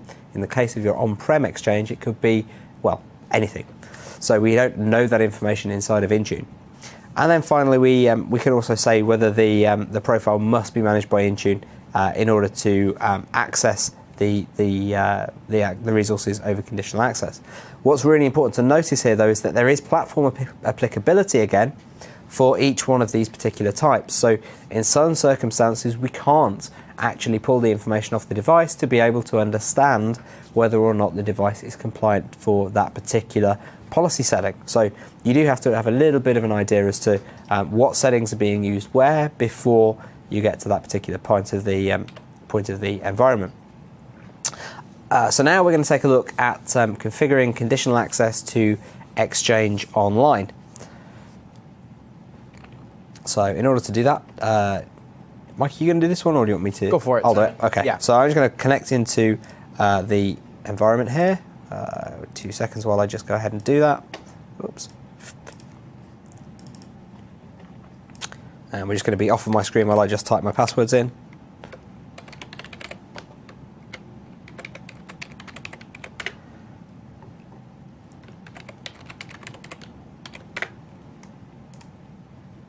And if you've done any policy in Intune before, this should be, as far as actually getting it done, it's fairly straightforward. Yeah. It's not like going in and doing a lot of these custom policy type things. It's built in, it's ready to go, it's a really nice solution, as with a lot of Intune. If you know exactly what you want, Intune's a pretty straightforward product to just get in and get that taken care of and apply out to the users that need it. So my console is just loading its very final part of the Intune console. It'll take it a second or so while it just reruns. There we go. Okay, so we're just getting inside of the policy node right now, and if we go into compliance policies, that's the node where we're going to see actually access to all of the settings for conditional access. They're all going to be inside of compliance policies. So I'm going to go ahead and add a new policy at this point, and it's going to give me the details of the policy that we're going to put in place. And you're going to see this looks really kind of similar to what we see inside of Office 365, but giving us some of that platform applicability information built into the UI. So I'm going to call this demo policy. Okay, and then let's see what we can do. So we've got all of our password requirements, and as again you can see, it is showing us platform applicability. Whereabouts are they going to be used? So here we're going to say that we need a password. We're not going to allow simple passwords. We're going to need at least 4 password characters. We're going to set password expiration for 41 days. We're going to require encryption. And we're not going to do anything with our email profiles, but all we need to do is check that and say whether or not it needs to be managed by Intune. So do that, save policy. And that's put conditional access policy in place. Now we need to actually deploy that out to some of our users. So we say yes. Then we'll go and deploy that out to all of our users. In this case, I'm not actually going to deploy it. I don't want to change my environment. But once we've put that in place, we now have a policy that can allow access based on our resources. We then need to go and say what resources we're going to use that policy with to provide access. So I'm going to go down to my Exchange Online policy here. And we'll just give it a second or two to load up the screen. And then we can say, okay, what are we going to do if apps are not compliant to our policy? We are going to block their access. And which particular groups are we going to provide conditional access to into this resource inside of the environment? So I've created a group called Windows Intune Users. And what we're going to do is require anybody in that group to have a compliant device in order to be able to get access to Exchange Online. And then a little further down, what are we going to do if the platform doesn't support providing conditional access policy? In this case, we're going to block providing access to that device. And then all I'd have to do is hit save to move on. If I move into Exchange on-premises policy, I get exactly the same kind of thing. And again, I have the ability to do a platform exception. So I could decide that I want to block access to excuse me, any devices that are not compliant. I could then add a rule where I want to select that this rule it will apply to everything except for iPad 2 C5s, and we're going to block access specifically to iPad 2 C5 because for some reason we have a problem with that particular type of device. I can then say exactly what's going to happen at Exchange, and because I have more control over what's happening here, I can provide a very custom message that will be shown to my users upon enrollment to Exchange if they haven't met their conditional access policy. And then finally for SharePoint Online, this looks exactly the same as the Exchange Online policy, and I can literally say these are the user groups who are targeted or exempted, and they have to have met the policy in order to get through. It's actually a really great discovery mechanism as well to let people know that you have an online management service. Because a lot of people will just go and they'll add their email, and now they go, oh, hey, let's go ahead and enroll. They enroll, they see all the line of business apps, and suddenly you have a more productive user. Yeah, it is a really fabulous way of being able to do that. It helps you to do the communication with your user base, which you may not have been doing in the past. So very, very helpful. Okay, so let's move to back through to the end of this module. And so we've taken a look at conditional access. We've seen what it is. We've taken a look at how we protect access to some of our resources and what those resources are with conditional access. We've had a look at what platforms conditional access is applicable to. We've had a look at the compliance policies, and we've also seen conditional access from both the user and from the IT admin point of view inside of the environment. One of the reasons why we've got this particular section inside of a core skills jumpstart is because conditional access is such an important kind of capability and mindset to get into moving forward. As we start to see more resources out there on, if you like, the publicly accessible internet rather than inside the corporate firewall, we think we need a better solution in order to be able to manage access to those resources. So that's exactly why we're putting the investment into conditional access, and why Microsoft Intune uses conditional access to allow and provide access to corporate resources. So that brings us to the end of this module, and we're going to move into our next module in just a moment.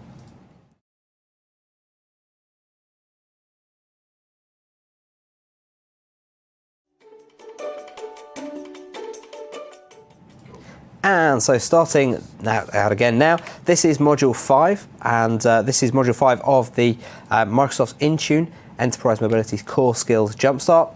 In this module, we're going to be taking a look at probably what is Mike's favourite topic, which is policy. We're going to be looking at how we can manage policy on devices and what policies we can manage on a particular device. So we're going to start off by looking at what the configuration service providers are inside of Windows. We're using Windows, but you can also think about configuration service providers as being equivalent to the MDM services on, say, iOS and Android devices. We're going to have a look at how we can deploy some custom settings out to devices. We're going to look at resource access profiles as well, so how we can provision things like Wi-Fi VPNs. And we're also going to take a look at a demo of how we can run through resource access to profiles. So here's a big point that's really, really important. All devices are provisioned using the same standard written SyncML XML format. And the way you can think about that is maybe they're not using the same XML file exactly when they're going into sync, but they are all adhering to the same protocol as far as how do we go check in, when do we go check in, stuff like that. And so what the key here is that this is built into devices, because obviously the trends that we're seeing is that people are bringing all kinds of devices, and these devices are starting to have to up their game and have a management service sort of built into their OS versus what we had before. And Michael was talking about earlier with on-prem domain machines, where you're not necessarily domain joined, but you're installing the Intune client on x86 machines. ARM machines specifically, non-domain joinable machines, are starting to build in a management service. In the Windows area, these are configuration service providers, or CSPs. I'm going to refer to them as CSPs from here on out. They're configuration service providers. If you're familiar with the group policy area, think of these as client-side extensions. So it's the client-side part of the operating system that basically handles the payload as it comes down from the management service. So jumping right in here to some of our sample SyncML, really what it is, you can think of MDM, at least for Windows devices, as pointing to an XML file that points to a bunch of different configuration service providers. So here we've got a sample sync ML, and this is just a simple replace command. And you can see I've highlighted in red there the actual configuration service provider. If we look through here, it's vendor, Microsoft, policy manager /my, security, which is the CSP, and require device encryption, which is the node. And then jumping down a bit, one part we can highlight there is in between the format tags where we have int. That's specifying the data type. The data type itself is that red highlighted 1 down below. And so when you think about policy coming down, this is really what it is. It's a giant XML that comes down with everything that you configure through the portal. So when you're going and you're clicking, yes, I want a password, yes, it needs to be 4, we want encryption, all that's doing is it's saying, this CSP 1, this CSP 4, this CSP Boolean true. And so just some example of a payload here on our next slide. Here's some sample XML data. It can get quite complicated. Here is a configuration service provider called Application Management with the sub CSP of Application Restrictions. And this is how we do our allow and deny lists, or whitelist and blacklist. If you've used AppLocker before, this should be pretty familiar. But it probably doesn't look familiar when you're looking at it like this. So we've got here in the top line just a little bit of formatting for the XML, finding the schema, and then we're actually doing a deny list. And here we can specify the app that we want to deny. We're denying the Nokia Trailers app. That GUID is pretty easy to find. We've made it quite simple. If you want to block a app on Windows, you simply go to the Windows Phone store. This is for Windows Phone. We'll see this expanding out to Windows in the future. You can see that GUID right there is simply the end of the URL in the Windows Phone store. So if you want to deny Angry Bird, go find Angry Birds on the Windows Phone store, find that last bit of the URL and pop it in here. You can also deny an entire publisher. Here we're denying Microsoft, but say that we want to allow Facebook. That's sort of backwards. I don't know if I'd ever see this in an IT policy. And so we're denying Microsoft Corporation, as that deny publisher tag implies. But then underneath that, we're going to allow that app within that publisher. So there we have that GUID again. And the publisher name, again, you can find in the store. For first-party apps, so the Facebook app, you would have to go ahead and look in the, there's a white paper that we'll show you guys later. For second-party apps, so this is something that's overlooked quite often. Actually, not second-party apps, but for your line of business apps, you probably want to put your line of business apps that you've spent all this time developing in your allow list and not in your, if you're using a deny list, don't put them in. If you're using an allow list, which basically those publishers and applications are going to be allowed to run, you want to go ahead and put not only your line of business apps, which we see overlooked quite often, but also things like the company portal is a good thing to put in there. Or any other line of business apps that you plan on deploying, or store apps that you plan on deploying. You can find it in your line of business app. If you don't know where to find it, it's in the app manifest.xml that comes in the app package. And so you might be thinking, that's great, but why do I care? Intune looks really simple to use. You just click a couple drop-down boxes and green sliders, and we're ready to go. But sometimes the settings aren't available directly in the UI, and so we use some custom settings.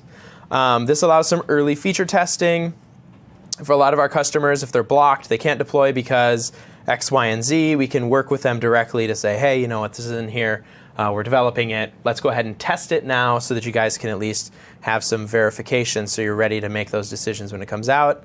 As Simon mentioned earlier, this can cause some problems with tattooing a device. Things like if you throw an allow list on a device and then you just delete the deployment, that allow list is going to stay there.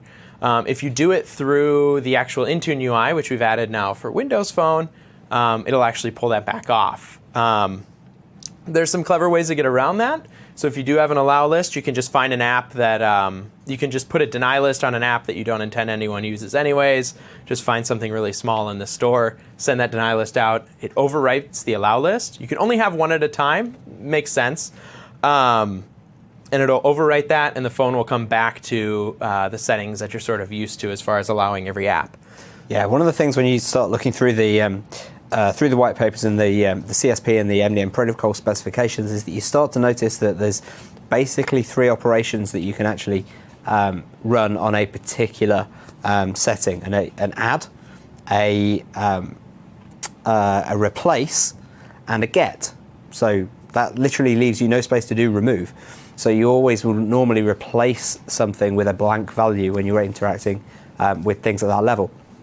Part of the reason that we've shown you this is so that you get the ability to understand that you can test things that are in the protocol specifications that have maybe not yet been instrumented through the UI, but it also gives you that insight into what's actually happening under the hood.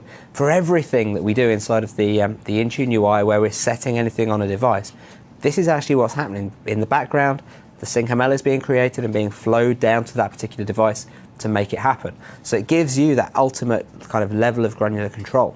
If you're a Windows admin, you could kind of think about this as, I guess, the ability to make remote registry edits on that particular device. That's a kind of a nice little analogy. And then you can start to think of kind of, I guess, group policy as being the ability to use an MDM provider in order to be able to push down those settings changes. So it's a nice way of thinking about it, a nice analogy. And we've included links on this particular page for the white papers, yeah, and we show the protocol specifications for. I think we've got Windows Phone and Windows 10. We've got some early Windows 10 protocol out there. The reason we write this is for the reason Microsoft writes this is so that the other MDM players out there can actually write their software so that they can manage Windows devices, which is they'll need to do. And so I've got a link there, and we'll go ahead and open this. If you just search for Windows Phone 8.1 MDM protocol, this will show up. It's quite extensive. You can see there at the top 271 pages. This goes through everything. Let me find just a quick, simple, I'll show you sort of what it...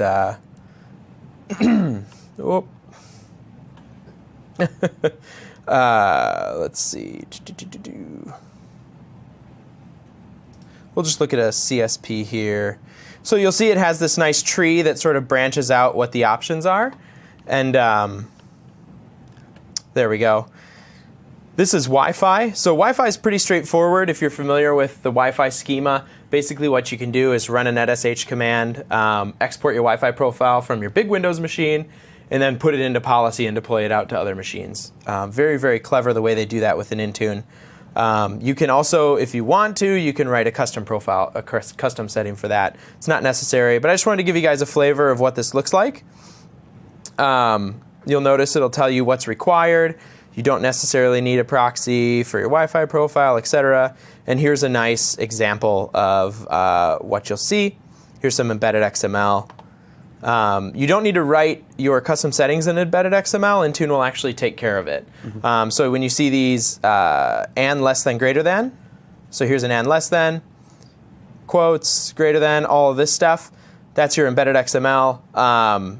There's tools you can use to get that back out into actual less than and greater than symbols, or you can do it manually, find and replace, what have you. Yeah, it's there's a couple of interesting and important things to kind of think about when we're doing this as well. Obviously, everything inside of the XML is plain text. So if you're going to flow down some information which is slightly secret, so you could, for example, create a, and it's kind of a useful thing to do, you could create a Wi-Fi profile and have, say, a pre-shared key there for access to corporate Wi-Fi inside of the text file.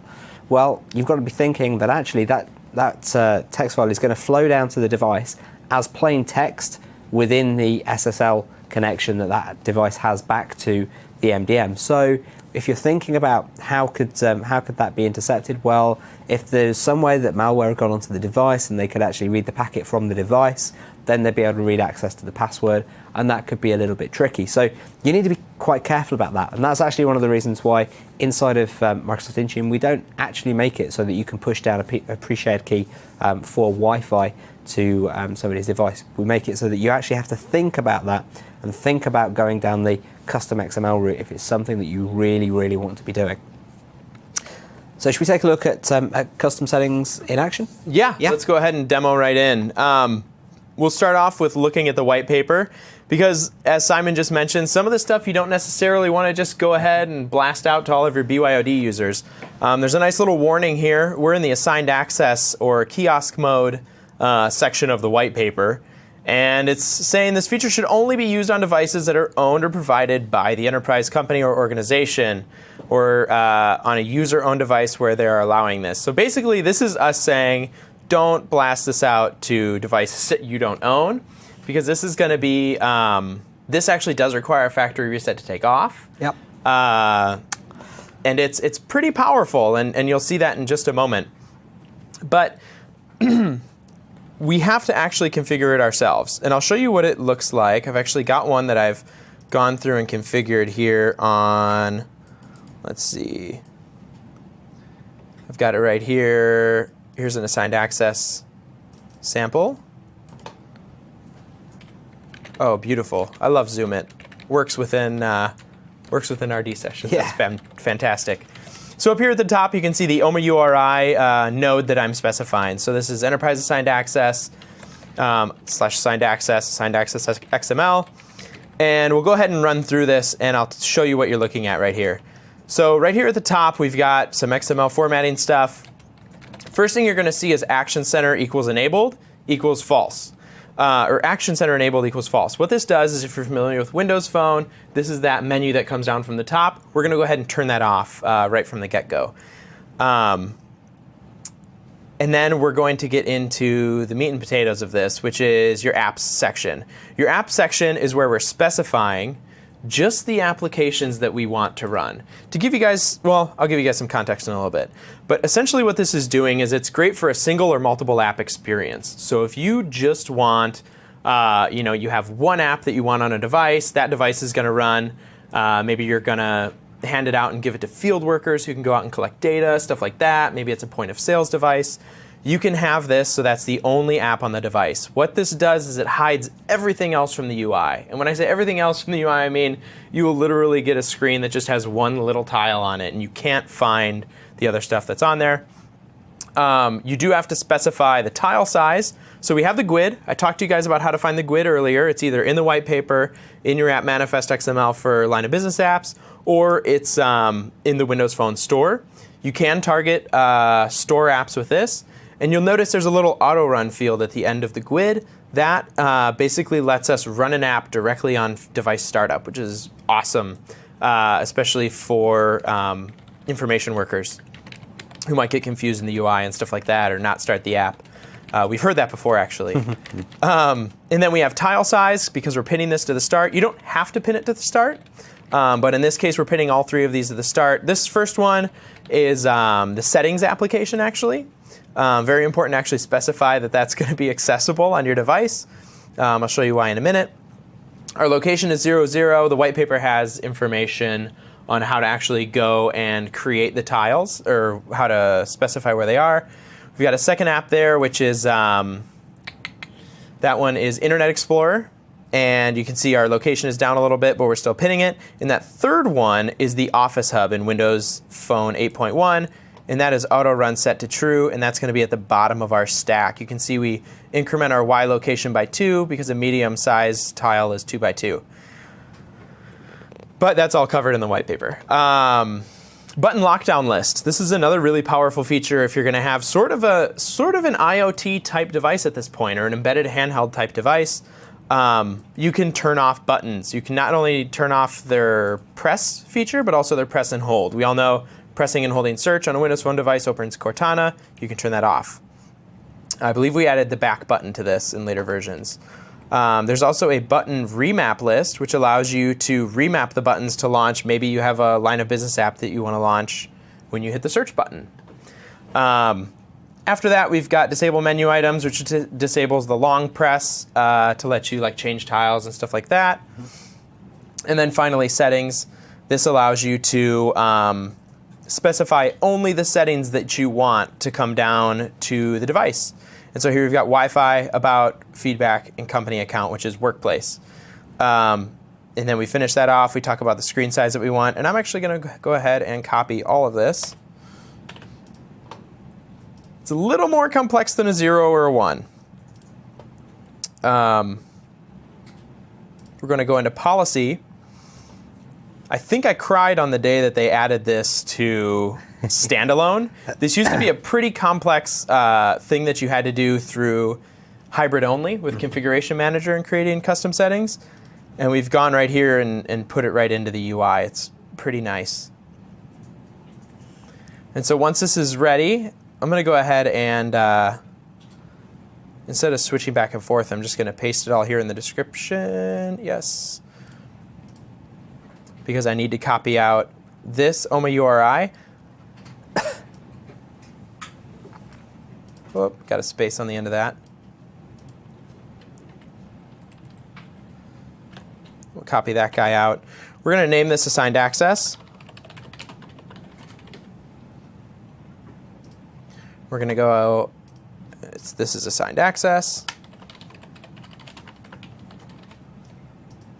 Okay, so we talked about different data types. The 3 big ones here that you're going to want to look at, actually 4, string, string XML, integer, and Boolean. The difference between string and string XML being is that if you have something that's configured like an XML, it's got indents and line breaks and all that stuff, you're going to want to use the XML one. If you have it in a single line though, like you used to have to do with ConfigMan for custom settings for MDM, you're going to want to select string. Also, some CSPs are going to be integers, some are going to be Boolean. So for this one, since it's all formatted, I'm going to go ahead and use, where did I put that guy? Here he is. I'm going to go ahead and use string XML.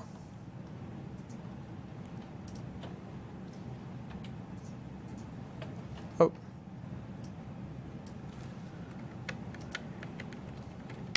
There we go. So we'll copy that over.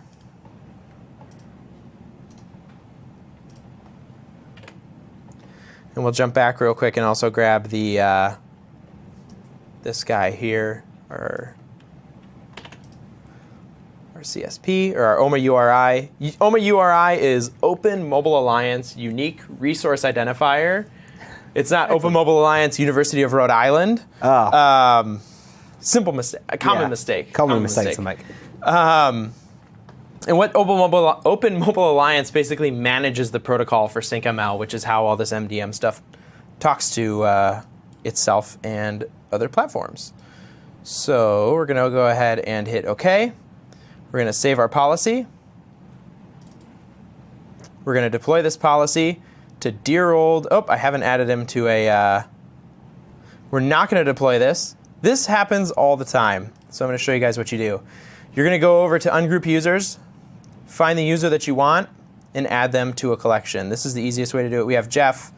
We're going to create a group from the selection. Again, I clicked on groups on the left, ungrouped users, found my user. I'm going to create a group out of the selection.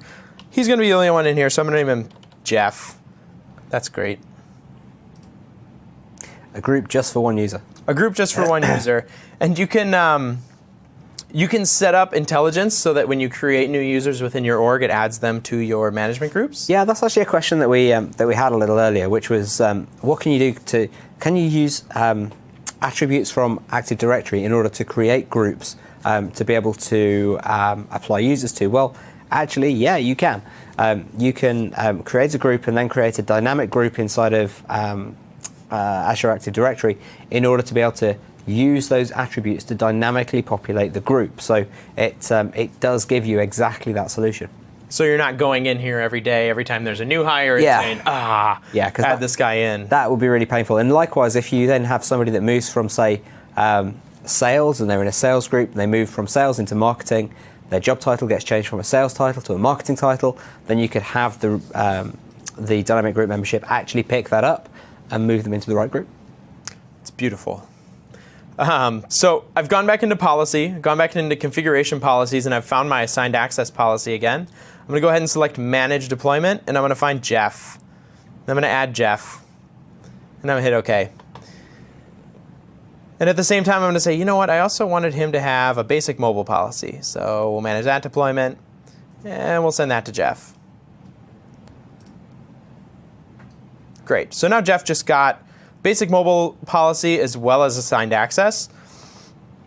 And I've actually cooking showed you guys. Let me go ahead. I have a device that has assigned access on it already, and I'll show you what that looks like. Right here. I'll make this guy nice and big. There we go. So this is an assigned access device. This has the same policy that I just applied. I've turned it off once I got policy, and I am. It's telling me right now I need to have a password. Of course, the most secure password is just ones. See, I always just use zeros. Yeah. Oh. Do you have to make sure they match, though? There we go. I haven't put a complexity policy or anything like that on here. Right when I enrolled too, it told me that I can't use an SD card on this device. Yeah. And you've noticed this doesn't look like a Windows phone. This is Office. This device only runs Office? I don't get it. We can go ahead and, so because that was set as auto run in my XML, when assigned access hits this device, it's going to go ahead and pop into that.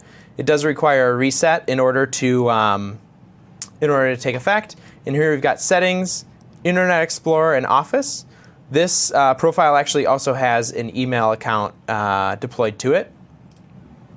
And here we can see that is quite streamlined. Yep, that's a pretty basic Windows phone. We can go into settings, just the stuff we can't mess up for the most part. If you're doing testing, I do highly, highly, highly encourage you to do Workplace on here so that if you do need to unenroll, you can do that. And Wi-Fi and VPN, of course, in case you're putting policies on there if you need to turn VPN off. We have seen the situation where someone puts a nice VPN profile on a device, VPN profile doesn't work, and they are then stuck on that device with no internet, can't get a new policy, all that good stuff.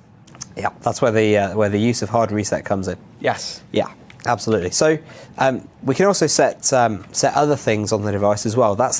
We've just taken you through the level 3-400 of being able to set policy using custom SyncML, which is exactly what's going to happen when we move on to this next stage behind the scenes of actually being able to deploy email, Wi-Fi, certificates, and VPN out to a particular device. Those are the company resources that we can manage access to through Microsoft Intune, and it will actually provision all of those settings onto the device for us, exactly like you'd expect. That's it's kind of standard stuff for an MDM, but let's go ahead and take a look at exactly what we're able to do there. So I'm just going to take control of the environment back from Mike again, so that I can take you through company resource access profiles from my remote connection. So let me just go connect this back up again. Okay, and we're just going to switch away whilst I enter my passwords again so that not everybody sees them.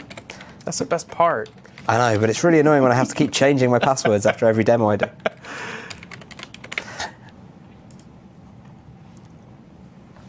And so we're back inside of the Intune console, and we're back looking at configuration policies. I'm going to go and create a new configuration policy for a start. Now, the first thing we need to do is determine which particular operating system we're going to be targeting. So I could go and select iOS, and say that I want to deploy a VPN profile. I'd select the iOS VPN profile. The same if I wanted to target Android, and the same if I wanted to target Windows. So what that means is if I wanted to target all three, then I'm going to have to create a separate policy for each particular platform. So you do need to bear that in mind. In this case, I'm going to target iOS, and I'm going to go and create a Wi-Fi profile in this place. But you can see that I can also do custom policy, and I can provide the SyncML for a iOS device into the custom policy here in just the same way as we just did it for Windows Phone. If I wanted to provide that SyncML, rather than using the Windows protocol reference for the CSPs, I'd obviously be using the Apple protocol reference there, and you can find that on Apple's developer site. So I'm going to go ahead and configure a VPN profile, hit create policy, and again, really kind of obvious stuff, we're going to call it VPN. I always like to, when I'm creating these policies, actually say inside of the name which particular platform I'm targeting. Kind of find it easier to understand what I'm doing a little later down the line. We then need to provide a VPN connection name for the users. And so VPN often works. We can say which type of VPN connection we're going to use. I'm going to use Checkpoint. And what's the name of our server? It's going to be Contoso VPN again. We then need to provide the details of how to connect to the server. I'm going to provide remote.contoso.com as my DNS. We can decide whether or not we want to split tunnel or not the traffic. Excuse me. We can also decide whether or not we want to use certificate or username and password authentication. Notice though that username and password authentication, as I said earlier, doesn't give me the option to enter a pre-shared key here because there's no way to safely store it and pass it down to the device. So we need the user to enter it locally or for you to create your own CSP for this. And then if we go down into more settings here for iOS 7, we can say that it's going to be a per app VPN. And we can tie that to applications. We'll see that when we do the final section on mobile application management. We can also say whether or not, let's take that off, we can also say whether or not we want to use a proxy and what those proxy settings are going to be. And then we would just hit Save Policy, and again we deploy this out to a particular group of users.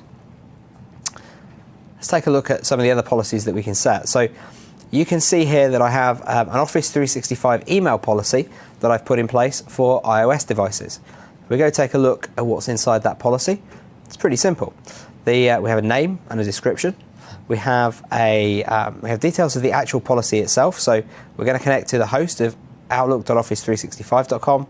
We're going to give it the account name of office365.com, use those username and email details, and we've got the authentication method there. Notice that, for authentication methods, we can also use certificates. So if we wanted to move down that route, we could use certificates. We could use certificates with SMIME as well. We'd need to be integrating with the certificate infrastructure inside the organization and probably deploying the NDES connector in order to be able to do that. We also have, obviously, control for email over when things are going to synchronize. I won't change that policy. I actually have it deployed. We can do the same thing for Android Knox as well. And we have some basic policies in place for different operating systems like Android inside of this environment. I'm going to go back into my Android policies here. You can see that we have the ability to provision Samsung Knox. Unfortunately, Android natively doesn't have any APIs built in to configure email, so we rely on being able to do that on Knox. We can also do things like trusted certificate profiles, a little bit more of a run through of what we can do in various areas. We then get down into things like software management settings. We'll come to those a little bit later. Other common computer management settings on a Windows PC, which is really, this is a Windows PC that we're talking about these settings running on. Here we can control the Intune agent, and we also have the ability to control common mobile device settings, which we had a look at a little earlier on. So we have a really rich set of different company resource policies really that we can put in place in order to automatically provision access to all of these company resources when somebody enrolls their device into Microsoft Intune. So I saw two different certificate policies there. You did, yeah. There was a trusted certificate policy and a SCEP certificate policy. Yep. You want to cover what the difference is? Go ahead. Okay, so basically, SCEP is going to be your user certs that come from NDES. We were talking about this. That is a pretty in-depth experience for setting up certificate policies and stuff like that. Not something we're going to cover today, but if you do have the environment set up for it, you're going to need to make sure that you have a trusted root cert first, and then once that's deployed, you actually tell the SCEP profile which one that is, and then you can deploy additional certificates from then on. So it does require, it's a two-part process. So don't think you can just go throw SCEP on there without doing the trust first. Yeah, you need to have all the trust up for that particular device. You need to deploy the right things. Okay, so that brings us to the end of this particular module. So we've had a look at some of the CSPs. In fact, frankly, a pretty deep look at the CSPs for Windows, and we've had a look at how we can provide custom XML out to different types of devices. We've also had a look at the company resource access profiles that we provide inside of Microsoft Intune, and we've had a look at both of those things using some of our hands-on demos so that we can see some of those things. When we get through to the hands-on lab, you will actually do your own provisioning of company resource access. So you'll be able to set up, for example, access to your Office 365 tenant inside of that lab environment. So hopefully you'll be able to take a look hands-on in that next module. We're going to take a little bit of a break right now.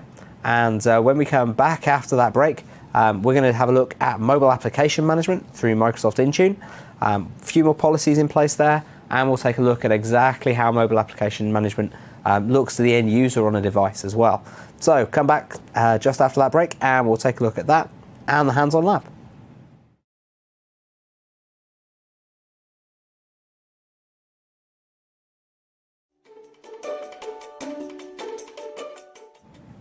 Hey, welcome back to Module 6 of the Microsoft Intune Core Skills Jumpstart. We're now going to take a look at mobile application management, or if you're English, mobile application management. Sorry, I know I'm going to take a lot of flack from people for that and the way that I started pronouncing that in this country, so just get that out of the way. What do you stick with now? I actually do mobile now. What about scheduler? It's kind of tricky. I'm having to use schedule rather than schedule. Yeah, okay. It is tricky. Yeah, you do have to be understood.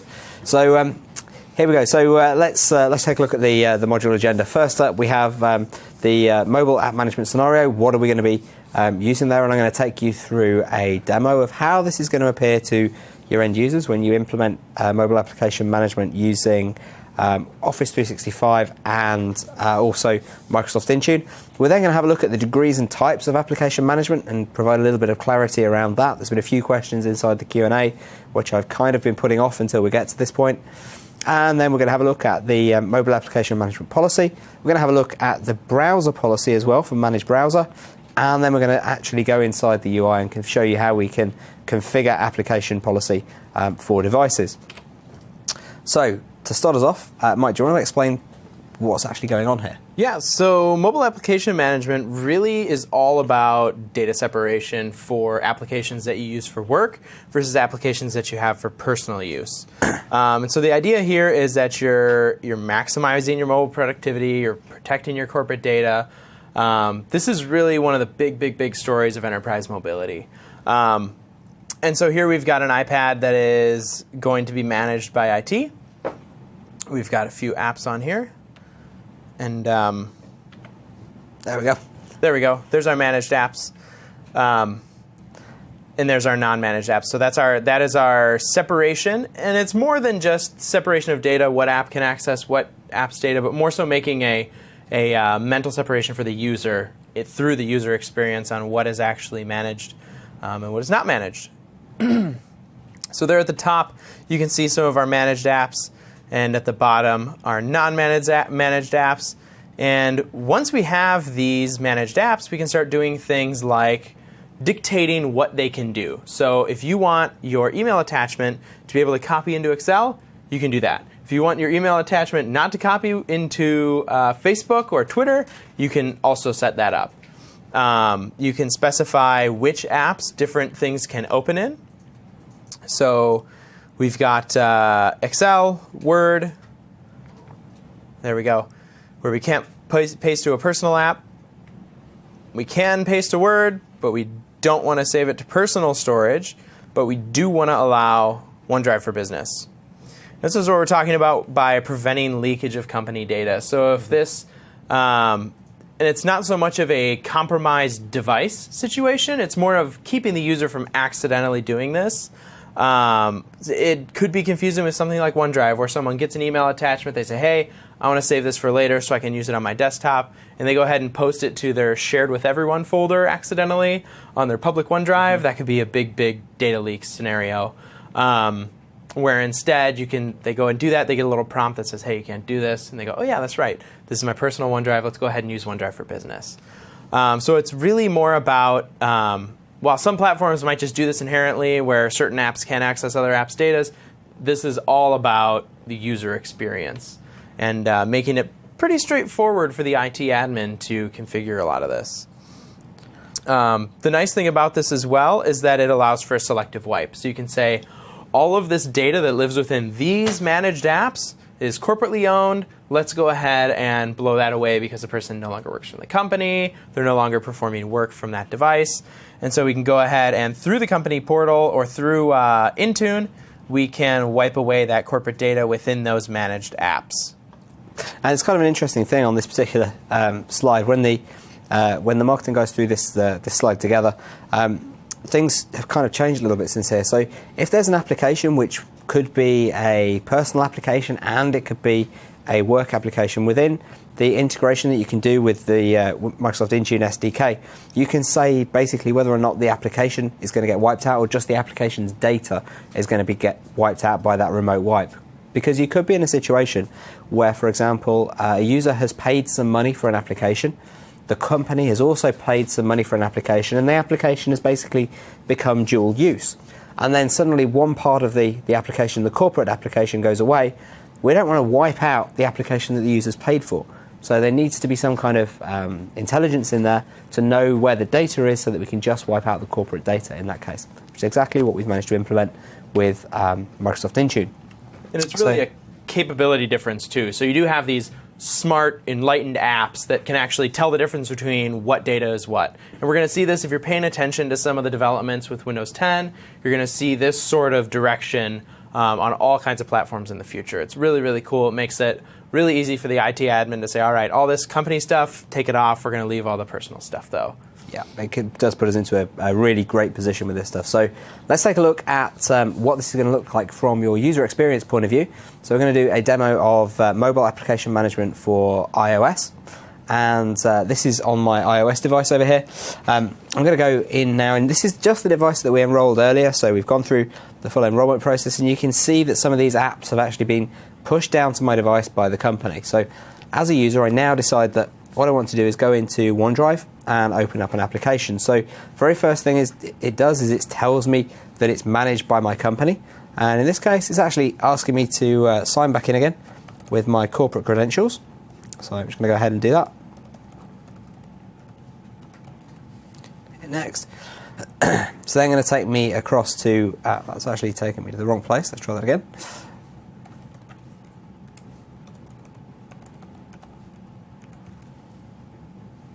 Okay, it's just going to take me across to here. I'm going to type in my password as this particular user. And then because this user account has been protected with conditional access and with multi-factor authentication, it's going to ask me to receive a call or a text message so that I can actually move on, move into the next step. So it's going to just send a text code to my mobile phone, or my mobile phone, which I'll receive in a couple of seconds' time, hopefully. Normally just takes it a second or two to go through, and obviously being in a studio, it's a little bit like being inside of a caged environment where we don't always get cell signal. So hopefully this is going to beep in a second, and we'll get hold of a code. And you guys covered multi-factor in the previous Jumpstart? Yeah. And how to set it up and all the different configurations you can do with when someone's going to get hit with multi-factor authentication and when they can just go in with their username and password. Super powerful tool. It's great. Yeah. Yeah, we did exactly that. We covered out how you can use multi-factor authentication on a per-app basis in order to be able to require, in fact, multi-factor authentication for access to some applications and not for some others. Okay, my code has come in, so let's just go and enter that code.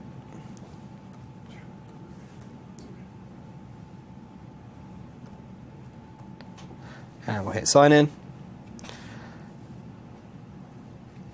And that should hopefully take us into our OneDrive for Business account. Here we go. So that's a good note. If you are going in and testing MFA, make sure that you set it to a phone number that you generally have use of. If you're sitting in a room with 5 people showing an MFA and you put it to whatever phony phone number, you'll never log in again. Yeah, it's definitely something you want to make sure you know the information for. So this installation of OneDrive for Business was pushed down by the company. It's inside of my corporate container. So I'm going to go ahead and open up this document, document 1. That's going to fire across into Word. So because we're inside the corporate container, we haven't prompted a second time for PIN. I've already entered that. And now it gives me access into the document. It's going to open up the Word document directly off of my OneDrive for Business account. So it's going to take it a couple of seconds for that to run through. Wow, this was much faster a couple of seconds ago when we tested this before we did this module. It's just opening up my document. I hope. And this would be the same type of experience if you're using any Enlightened app. on iPad, Yeah. requiring sign-in, and that's something you can configure. Yeah, absolutely. So as soon as you sign into to any apps which are inside of the same management policy inside of Intune, then you're actually going to just have to enter that passcode, that PIN number once, in order to get access to the app itself. And what if someone had OneDrive installed before you went ahead and tried to push the Manage OneDrive on it? Well, in that case, the app wouldn't be part of the container. We'd have to have the user remove the application and then push it down again. And the only indication of that is going to be for the IT admin inside of the Intune portal. We're not going to see it anywhere else. So as an admin, you'll have to go into the portal, see who's failing the install of the managed application, Yep. and then contact them directly and say, hey, go ahead and remove this version of the app that you have, and here's why. We're going to go ahead and push a managed version due to policy. Yeah, absolutely. So I'm just going to go in and edit this Word document, just like your user normally would when they want to go in and do some things. So I'm going to go and take some information from it. I'm going to take this area here, and I'm going to go and copy it. And then I'm going to go back to my home screen. I'm going to go into a different application. I'll use the Pages application. And Pages isn't a managed application, so when I go in, create a new document, do a blank one, and I'll try and paste that information.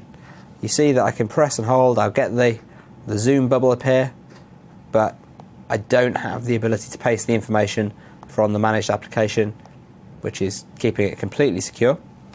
Now, to do something slightly different, I'm going to come back to the home screen, and go into my notes. Now, within my notes, I've made some notes while I was on the phone to a customer. I grab hold of that bit of information.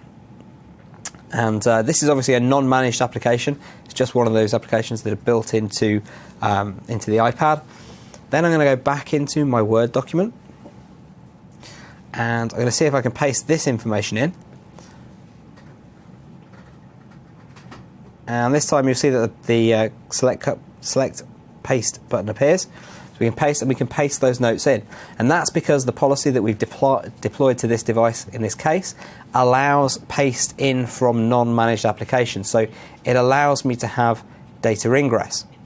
One of the other things that we've configured here is the ability from this particular, from within inside of the container, that any links that we create that are inside of the container will actually open up inside of the secure browser. Oh, that's interesting. Okay. Or in this case, won't open inside of the secure browser. That's kind of neat. I don't quite know how we've managed to do that. Let's try and do that open again. Okay, maybe there's a little bit of a problem with that hyperlink there. So what would actually normally happen there is it would launch open the managed browser, which has also been deployed by the company, and then we can actually specifically say which sites this browser can go to, and this allows us to say that if a link is opened and it's a corporate link, then it's always got to use this browser. We could initially say as well it has to launch a VPN connection, and we can also say this browser can't go to certain sites. So we could say that the only sites that we can use the managed browser for example, are our sites which are inside of our company intranet, and we need to open the VPN connection. So in this case, if I try and type in something like a website that we don't want people using, like google.com, then it's going to come up and it's going to say, hey, your administrator had blocked access to google.com. Let me just go ahead and see if I can use a proper search engine though. If I go and try bing.com, then we'll see that actually Bing is allowed because that was the choice that we made as part of the policy. So let's have a think about how some of those policies come together by moving. Oh, actually, before we move off from this, one more thing. If I go back into Word, I've made a couple of changes to this document. So obviously, I don't get a save button inside of Word, but I can try and hit the back button, and that actually will prevent me from being able to save this document in any other location other than to my OneDrive for Business. So it's going to be the only place I'm allowed to actually save my document. It actually completely removes the Save As dialog. So if we move back to our slides for a moment, let's talk through what we can actually configure here from a mobile application management point of view and how we set this up from an IT standpoint.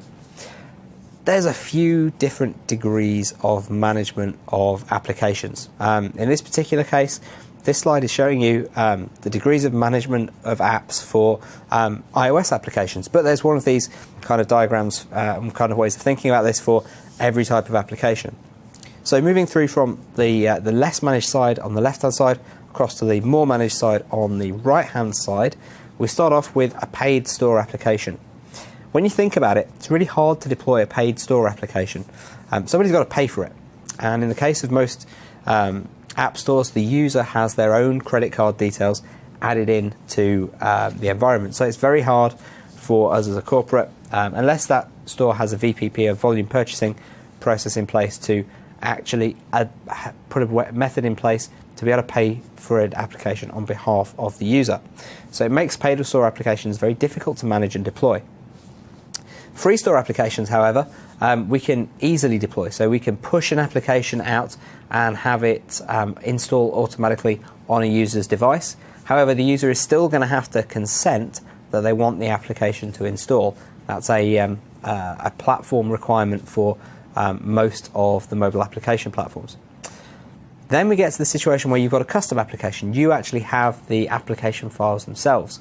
In this case, you can always upload them into Microsoft Intune. You can always do a push application installation down to the device, as long as the device obviously is MDM managed. But you can also take that application and on iOS you can wrap it and then provide an extra level of protection, thus bringing it inside of the corporate policies that you're applying for application management. So you can then start to restrict things like cut, copy and paste, for example. The next level is the ability to SDK manage or enlighten an application. At this point, the application developers are actually building in the Intune SDK code into their application. Now, that takes a little bit more work than just taking somebody else's application and wrapping it.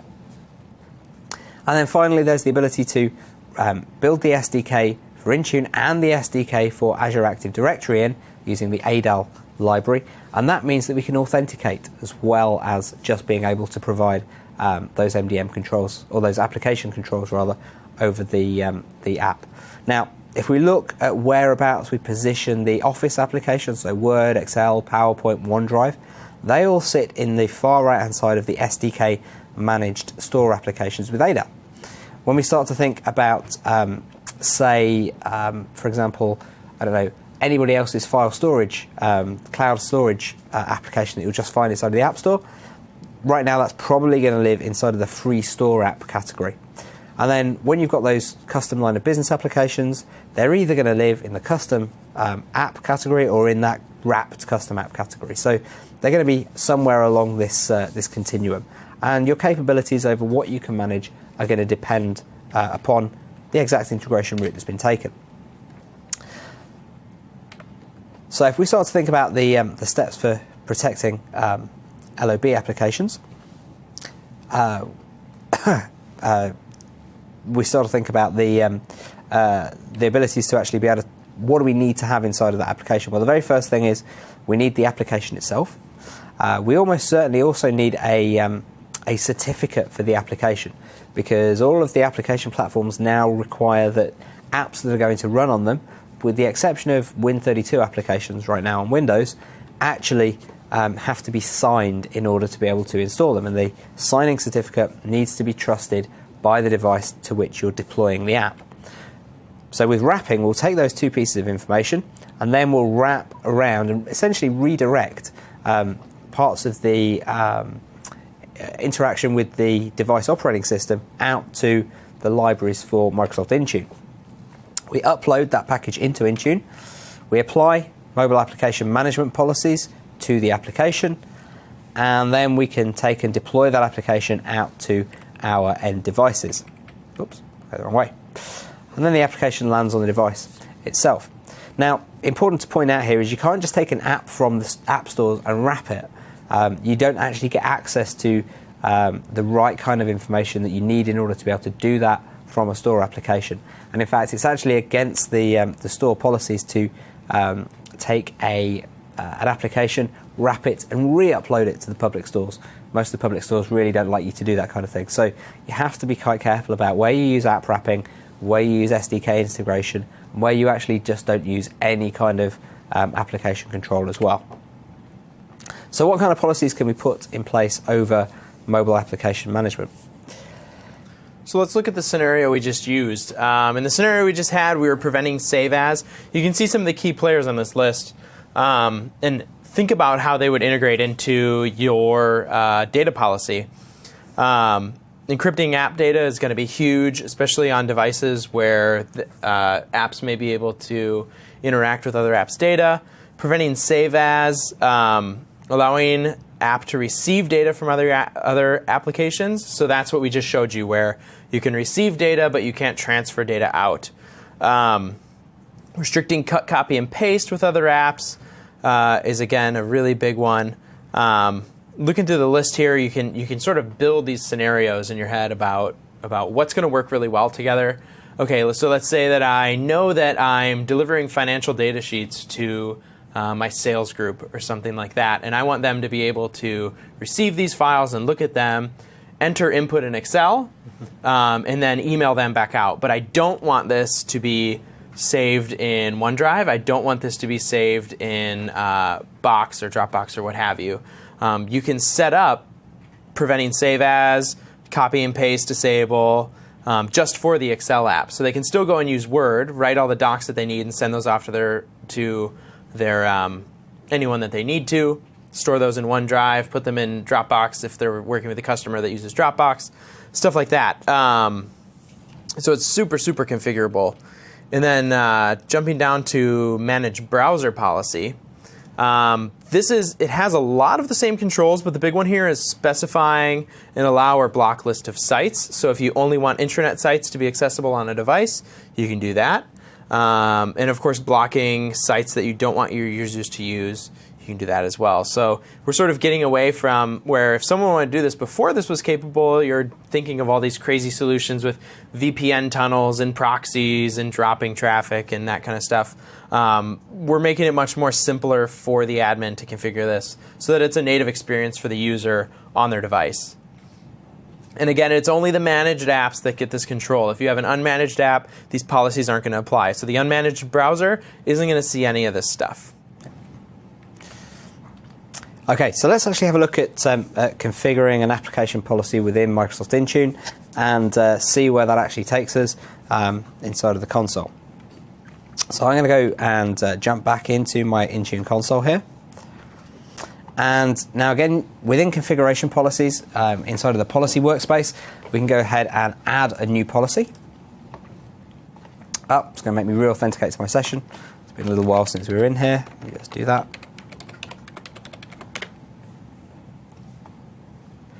Okay, so now we can go ahead and create one of these policies. They're within software.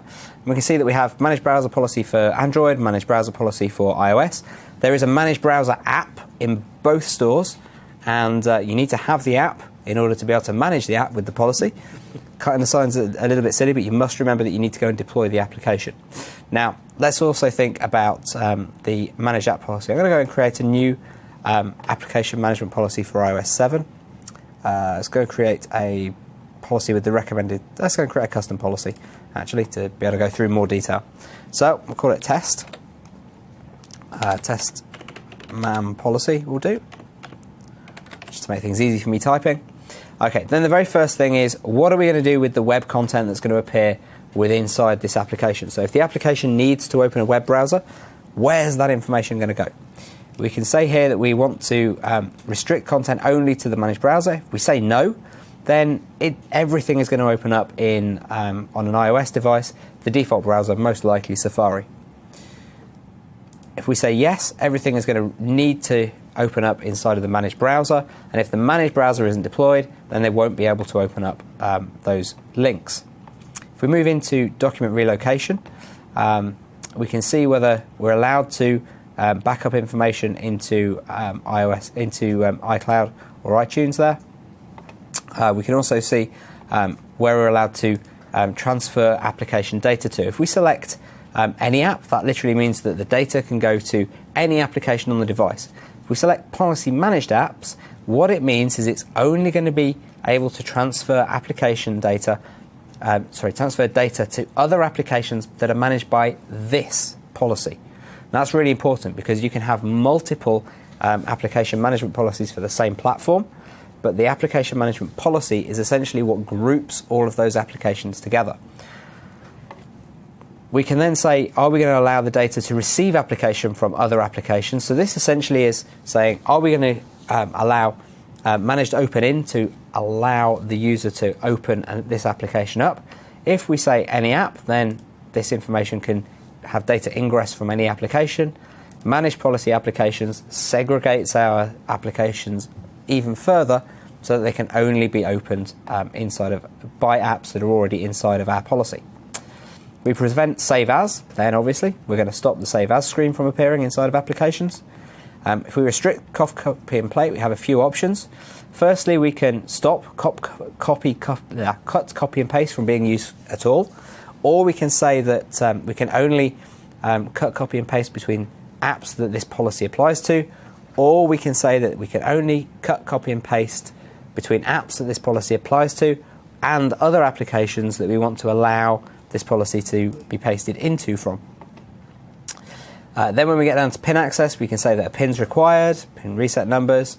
We can also require that the application prompts for corporate credential access every time that we launch the application. So that could become quite cumbersome for people. It might be better to have a pin in place for access, and argumentatively, actually having a pin can be more secure than requiring the corporate corporate credentials every time. The next setting gives us the ability to check that a device is compliant with the corporate policy for access. So if we say yes here, we're essentially putting conditional access in place with this policy above for this particular application. And then we can say how often the application itself has to check that the access policy is still valid before it'll allow somebody access to the application. So that whole idea and the notion of conditional access is brought right down to the level of, can I even launch the applications in the first place on the device? And then we get to say when we're going to bother to actually start encrypting the data. When the device is locked is probably one of the best options on an iOS device, but there's a bunch of other settings we can use if we want to. Once we've taken that policy, what we actually do, and I'm going to go and grab my managed application policy down here for iOS, wherever I've put it. Managed browser, corporate iOS app policy, there it is. I'm going to edit this. You'll see that I've actually gone and deployed this out to, actually, let me go back here. This is going to be a little bit of a better way of doing this. Let's create that new policy for iOS. Let's go in and go into iOS, software. Let's go into our application management policy. We'll create a policy with the recommended settings, which is just going to give us a basic policy. We'll then go and manage its deployment. Okay, that's kind of strange. I can't click its managed deployment. It's not associated with applications that it's managing. Aha, okay. Let's edit the policy.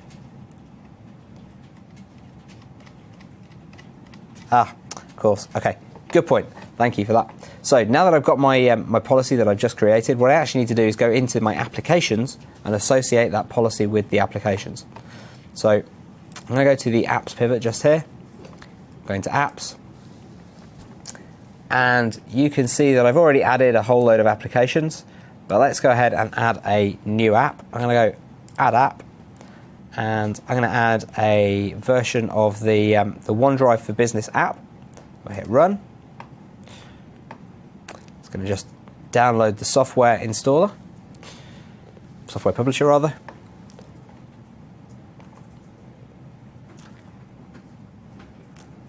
A couple of seconds, and then okay, it's going to ask me to sign in again, as the Add Software Wizard does every single time. You're going to do this through the lab in a few moments' time as well. Add in admin at.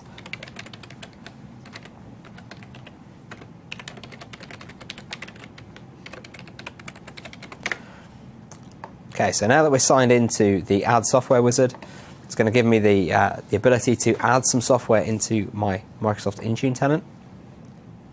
There we go.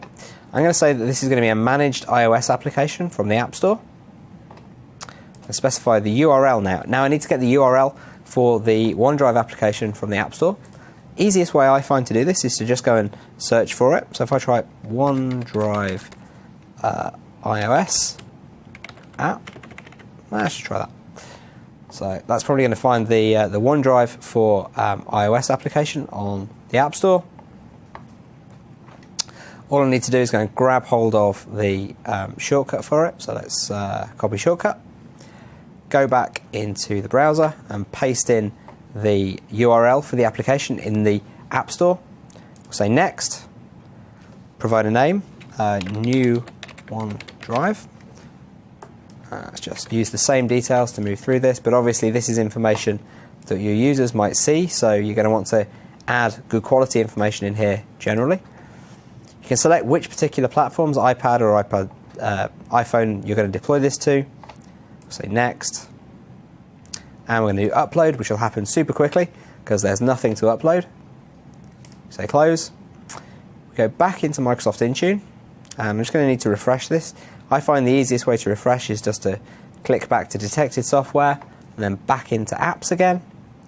We'll see that we have our new OneDrive application just here. And that's the one that we just added. So now I'm going to go and do manage deployment. And I now get the ability to go and say, who are we going to deploy this to? Well, we're going to target Jeff in this case. He seems like a likely target. We'll say next. Stands out. He does. He's just there. He's got his own group. Then we're going to say that this is a required installation. We could make it available, which would just show it up in the company portal, but we're going to say required. I then get to provide which particular application management policy we're going to apply. So in this case, I'm going to use my new policy that I just created. So this will now be in a separate container in effect to all of the other applications that I've deployed. And we can only required install Enlightened applications? We can only required install free applications in the Apple Store right now. Right. Then we could provide a VPN policy, or a VPN profile, so we could actually set this application up to require a specific per app VPN. We're not going to do that. Then we hit finish. And that's how we go from the process of creating a mobile application management policy, getting an application, taking the application and deploying it to the user. I've also done that with some other applications here. So, for example, we deployed the OneDrive for iOS application. And if we have a look at the properties of this app, we'll see something very important. We'll see that once we've added that application, we know that it's going to support application policy because it literally says that it supports app policy. So once we go off and we suck the information in from the App Store, we actually understand that the app supports policy. And here we can see that this application had an installation failure on one particular device. We're going to have a quick look at the details of that failure. We can see that that was when we enrolled earlier. The OneDrive application was already installed. So this is telling me now that I need to go and talk to Laurie and say, hey, you need to uninstall your previous OneDrive application so that we can corporate manage it. So, and it's not like it's a separate app in the store. It's the same app. It's just where the source is from. Yeah, absolutely. So you won't go look and find the managed Outlook app versus the regular Outlook app necessarily. Completely. Yeah, they are just one app inside of the store. Now that's kind of unusual. If you look at the other MDMs out there, you'll actually find that those other EMM platforms actually have a specific version of the application for their platform, which is not kind of the way we're going at the moment. Sometimes that's the entire MDM solution is a rich app, and then you deny the other apps that don't have those management. And a lot of the feedback we get is that they're maybe not written so well. They're not as quick. They're not as fast. Yeah. But it is an answer for containerization. It is. And one of the major advantages of the Office applications is that they are the highest rated productivity applications in all of the app stores. So that's a kind of useful thing. If we have a quick look at this managed browser policy as well, we will see that the browser policy is one that we've deployed out to some of our users already. You can see here that we're blocking access to a specific group of URLs, and you can see that we have a wildcard in there in order to be able to do that. But we could allow access to just those URLs, and that will put a allow list in place where we could only access things that end in .google.com. So I'm going to put that back to manage browser and hit cancel at this point. And then in exactly the same way as we deployed the application management policy, that's how we deploy the managed browser policy. So if I go back into apps, I'll go down into my apps, we'll see that I have my managed browsers in here for iOS. Where is it? It's up. There it is. Go into its policy settings. Sorry, let's go back. Let's go into its deployment settings even. And we'll see from in here we have a managed browser policy which is actually applied to that particular group. So now, whenever that particular user is, this particular application is going to be used, it's going to be part of the corporate iOS application policy, and it's going to have the managed browser policy applied to it as well. So that takes us through being able to do application management, mobile application management inside of Microsoft Intune. That is some cool stuff. It's it's really getting there and really growing as well. As more apps come on board into the ecosystem, we should start to see a lot more functionality inside of there as well. So a couple of useful things to be able to go and see. There's a full policy resource on all of the policy settings that can be applied to the application management policy and the managed browser policy. So go ahead, take a look at those on TechNet, and I'll make sure that they form part of the blog post that we use to follow up a little later on as well. We've reached the end of this module, and let's just talk about what we went through. We went through mobile application management, why you might use it, what it's going to look like for the end user. We talked about the different types of mobile application management inside of Microsoft Intune. We also had a look at the managed browser policy and the way that we can apply that policy to our devices. And we had a look at the ability to actually do that within the Microsoft Intune console. So hopefully that's given you a load of the core skills that you need around building application management policies inside of Microsoft Intune. And hopefully we've given you a load of the core skills that you need in other areas as well. So now what we're going to do is move into probably a very quick break and then roll into our section on the Virtual Instructor-Led Lab. I'd like to thank Mike for coming along and sharing his knowledge with us around everything to do with this. I'm going to take you through the Virtual Instructor-Led Lab in just a moment's time.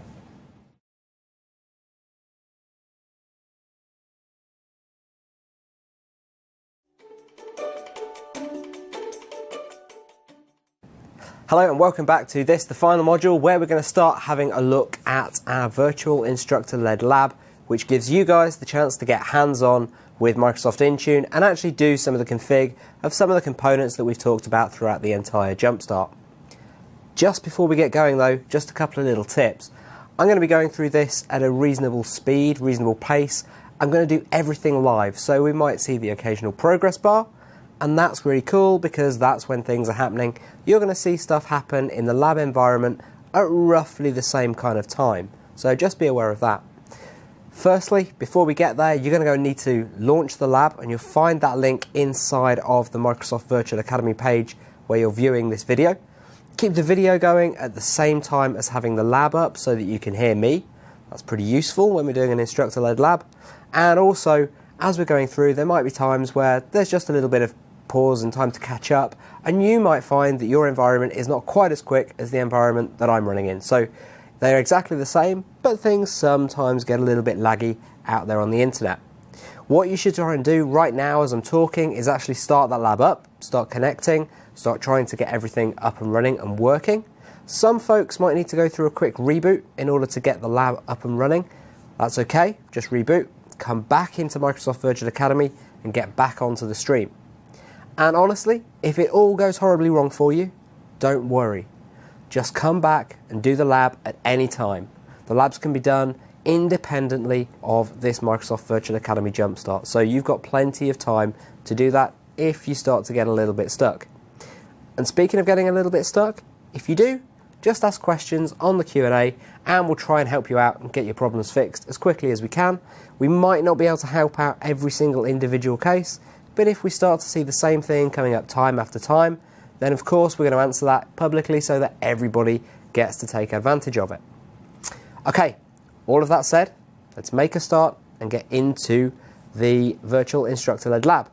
going to switch across to my machine right now, and I'm going to start taking a quick look at the lab environment. And the very first thing that we're going to do is go and sign up for a trial tenant for Microsoft Intune.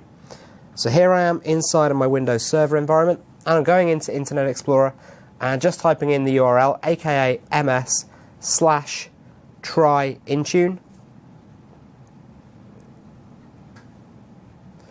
And once we get there, you can see that I'm going to hit the Microsoft Intune product website, and then I'm going to go through to the Try Now link, and I'm going to fill out the form with all of my details. So first thing, my country and region. Obviously I'm going to select the United States, but you can select wherever it is that you're connecting in from.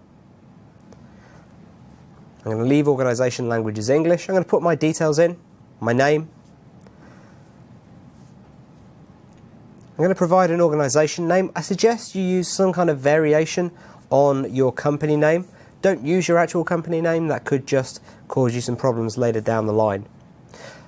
Also pop in your address and your zip or postal code. Provide a phone number. We've blurred my phone number on this screen here, just so that I don't get too many calls. And then I'm going to pop in my email address. And that's a very useful thing. That email address is going to be used if we need to do any password resets. So make sure it's a live, valid email address. And then I'm going to type in something meaningful for my new company domain name. So I'm going to call it Jumpstart ILL. I'm going to do a check of availability. And then very quickly the tool is going to come back and tell me that it's okay. It's good. And I'm then going to create an administrative username. In this case, I'm going to type in admin. It's kind of easy to remember. And I'm going to create a password, which is going to be strong, at least 8 characters, and it is case sensitive, obviously. Scroll down a bit. Okay, then I'm going to verify that I'm a human being by entering this code. I am actually human, as strange as it may seem. Just concentrate. And I'm going to accept and continue. Now that's going to go and create the tenant for me. One of the cool things is that because we run Microsoft Intune as a real cloud service, there is no real waiting for me to get this tenant set up. We don't have to get some little mice off running, setting up physical servers for us inside of some weird data center. We just deploy everything automatically for you inside of Microsoft Azure and inside of the Microsoft Cloud.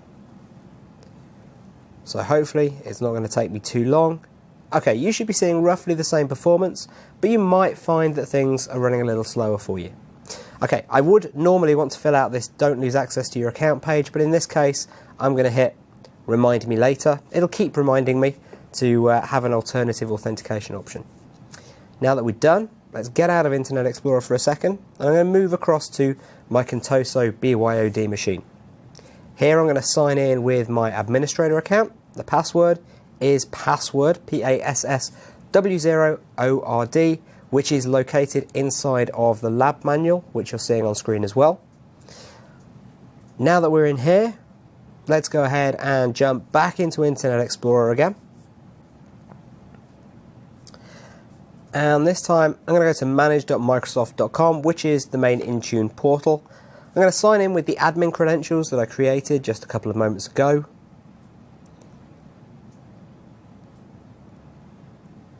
And then we're going to take a bit of a tour in these first few exercises through Microsoft Intune itself.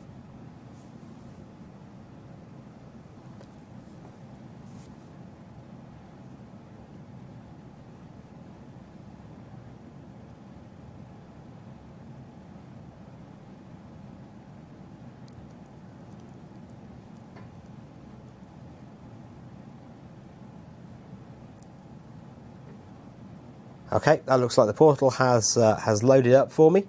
So let's go and start to explore things inside of the portal. Just giving folks a couple of extra seconds here so that you can catch up a little bit.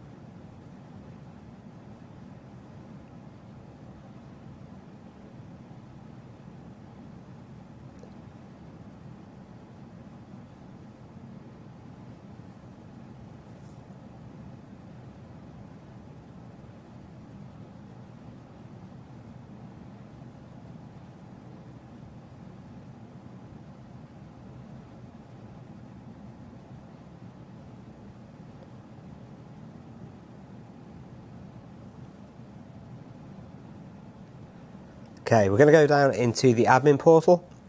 Hopefully that was a nice long pause to give you guys some time to catch up with me there while I was just reading some notes. We're then going to go into view the service status. Now this is going to show me that the service incident is running normally, or if there's any problems anywhere in the world, it's going to tell me that there's some issues. So if your users are reporting some kind of issue to you with Microsoft Intune, then this is where you can go and find out exactly what's happening. We're now going to go ahead and we're going to go into alerts and notifications and just have a quick look at some of the alert types that we can actually start receiving as an administrator. You can see that we're actually pulling in lots of information here. We can see that we're detecting duplicate IP addresses inside of the machines that we're managing inside of this tenant. You can see that we're also pulling in information around our cloud storage not having enough space, but it's telling us lots and lots of rich stuff. If I go into recipients, you can see who's going to receive those notifications, and if we go into notification rules, we'll see when people are going to receive notifications about things inside of Microsoft Intune. Let's go ahead and look at the service administrators first. These are the administrator accounts that can actually manage our Microsoft Intune service. Our tenant administrators are the administrators who can manage parts of the tenant itself. So this is where you can start to delegate control of Microsoft Intune out to some of the other admins inside of your organization. And you can see here that at the moment the admin at Jumpstart ILL, the one that you've created, is actually a tenant administrator. And then device enrollment administrators are accounts that can enroll more than 5 devices, so you can use these to do bulk enrollment of devices into Microsoft Intune. So a very, very useful group of users that are very special inside of Microsoft Intune. Now if we want to be able to manage Windows PCs, we can go ahead and download the client software. That allows us to do management beyond what we can just do with the OMA-DM, the mobile device management capabilities of Windows. Inside of the company portal pivot, we can actually go and change some of the details that appear in the company portal, like the company name. We can change the contact details inside of the IT department. However, one of the main things that we want to do with Microsoft Intune is enable mobile device management. So let's go into the mobile device management tab and take a quick look at what's in here. The very first thing that we're going to be wanting to do within mobile device management is to set the mobile device management authority. So we'll tick this box, and that's actually saying that we're going to be using Microsoft Intune as the MDM authority. The alternative is to use this in conjunction with Configman, and Configman will then manage Microsoft Intune for us. So now that we've done that, we need to actually set up the management settings for each particular type of device. Let's go ahead and do Windows first. For Windows 8.1, we're going to enter the details of sideloading keys if we want to be able to sideload applications outside of the Microsoft Store. And in order to be able to do that, we need sideloading keys for those particular devices under certain circumstances, such as when they're not using Windows 8.1 Enterprise. Of course, we also need access to the Apex files in order to be able to deliver them as well. So as you can see here, I'm just going to enter some details, and as you're following along inside of the lab guide, you're going to be entering a couple of fake keys just to see what happens and what works and how they actually go ahead and get attached. Okay, it looks like I'm just having a few issues getting the product key format right here. It's not actually getting there. Not quite sure why. That's a little bit strange. That should be going through. Let's just check that I've got these right. Let's try a different code.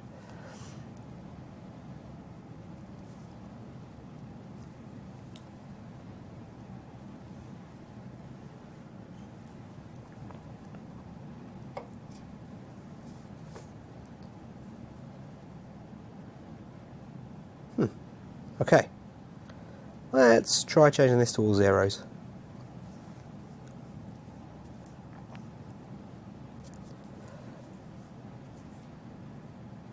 Okay, I thought that was going to work. Let's move on.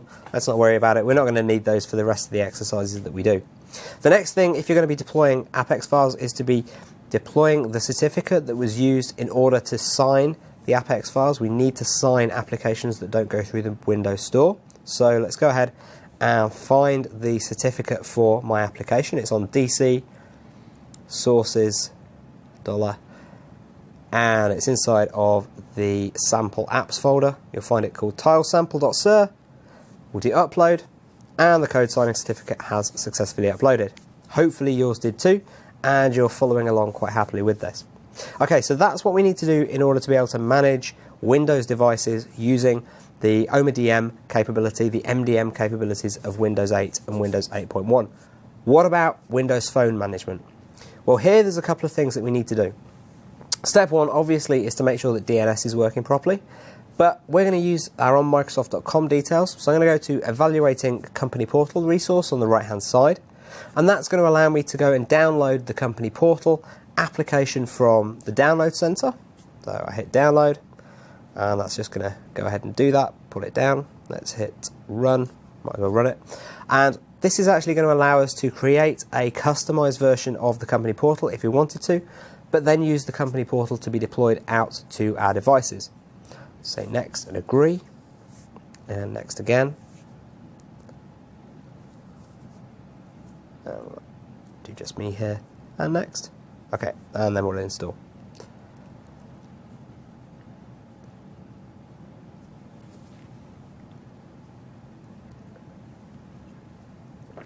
As I said right at the beginning, there's going to be a few cases where we're going to get a few little progress bars appearing. Just going to let those run through in real time. Let's click yes on the user account control, and hopefully they just give you a couple of opportunities to catch back up if you're running a little bit behind.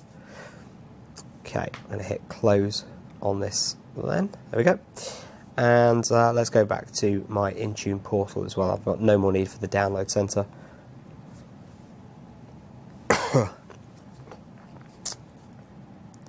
Okay, so moving on to step 3. We've got the Company Portal app downloaded. Let's go and upload our signed application. The one that we download as a trial is actually already signed with a certificate that will be trusted by Windows Phone, which is great. So let's go ahead and upload our signed application. Now it's going to start the Intune software publisher. We're going to see this a few times a little bit later on inside of the lab. But the Intune software publisher is basically the tool that allows us to take a piece of software, take the application binaries and upload them into our storage inside of Microsoft Azure. So once that runs, it's going to start off a click once application to add the software. It's going to ask me to authenticate, so I'm going to type in my admin at Jumpstart ILL, and you'll notice that it's actually already got some details there for me because of the power of caching inside of Internet Explorer. Pretty cool. Let's go and sign in. Oh, I actually do need to click the button. That helps.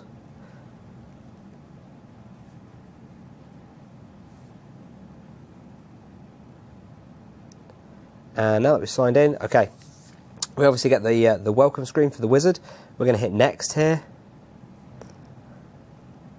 And move on to the second step. So this time we're going to select that we're going to be uploading a what are we going to do? That's it. We're going to go and select that we are going to browse for the file. So let's go and locate the installation location, which will be in Program Files, x86, and that's going to be in there. It is called, whereabouts is it? Microsoft, and it's inside of Support Tool for Windows Intune. It's in the SSP, Self-Service Portal, ZAP file. There we go. It's found it. Let's hit next. It knows that we're uploading a company portal at this point. It automatically detected that. Let's type in some details here, the publisher details. We're going to see these inside of the Intune console in a little while. Let's give it a new name, company portal.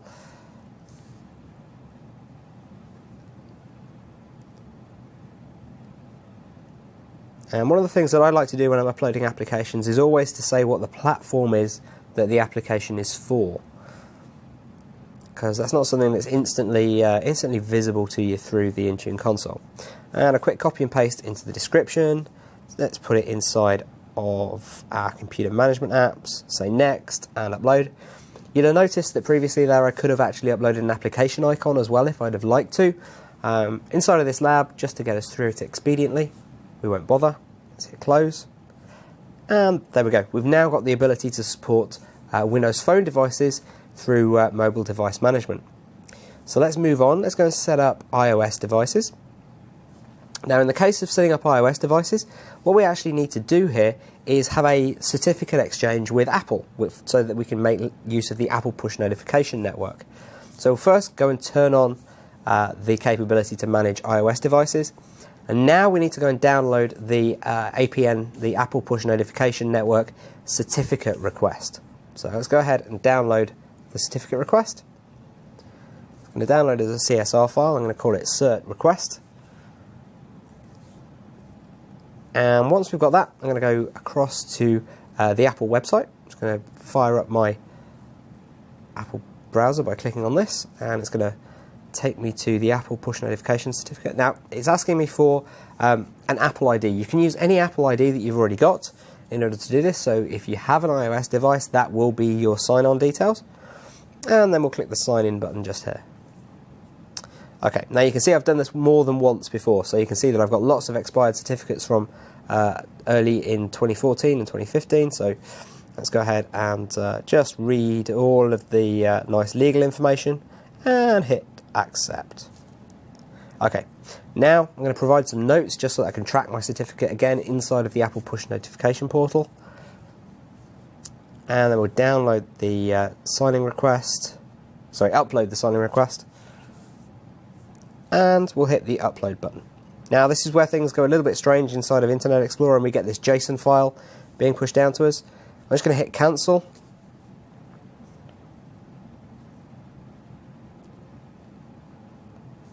Just going to check that I'm doing the right thing there inside of the instructions.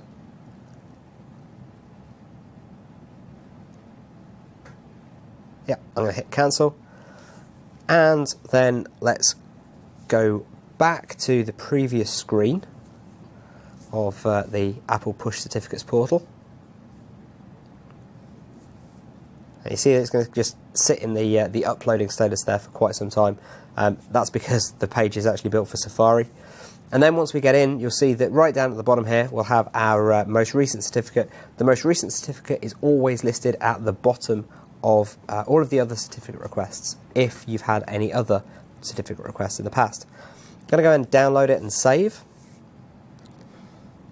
And having done that, we've now got hold of the PEM file. Let's go back to Intune. Okay, my session's timed out. Let's re-authenticate. You might get the same thing. You might not. Depends how quick you were. And now I can upload that certificate. So let's go ahead and find the certificate. Just browse to the location I've downloaded it in my downloads by default. And it's also going to want the Apple ID, which again, we've blurred my Apple ID so that not everybody can sign into my iCloud. I'm going to hit upload. And that's it. We can now enroll and manage iOS devices inside of our Microsoft Intune environment. So we now have Microsoft Intune set up to manage basically every platform that we could possibly manage through Microsoft Intune. We can manage iOS, we can manage Windows, Windows Phone, and we can manage Android because there is no extra setup in order to make Android devices trust Microsoft Intune. They just trust any management system by default. So let's move back and have a quick look at something else.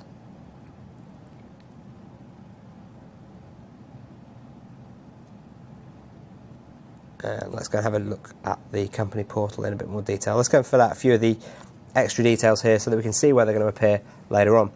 You might want to fill out all these details so that your users can actually navigate the company portal and have trust in it, and they really know that the company portal that they've installed is, and they're connected to, is the company portal for your organisation.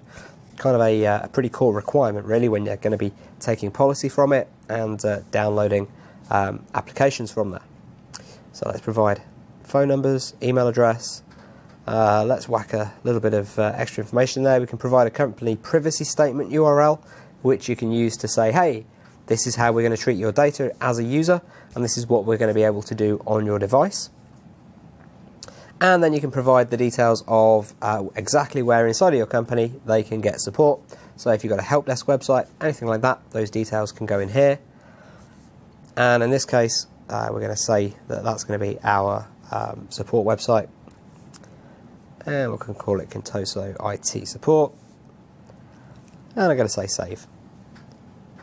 Okay, that's made all of those changes put in place. We can also set specific terms and conditions so that when people enroll their device into the company portal, they're going to have to accept specific terms and conditions before they can use the company portal. You really might want to be doing this to make it completely clear to people that you will have the capability to, say, enforce passwords, to be able to remotely wipe their device, for example. Anything that causes you a bit of concern, you're going to want to work with your HR and legal departments in order to build really good wording into this particular part of the process.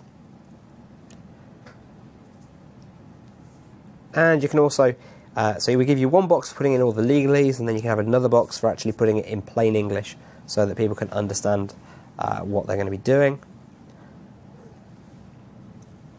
And then I'm just going to hit save, and that saves that particular part. Okay, let's go ahead and look at the next part of this lab.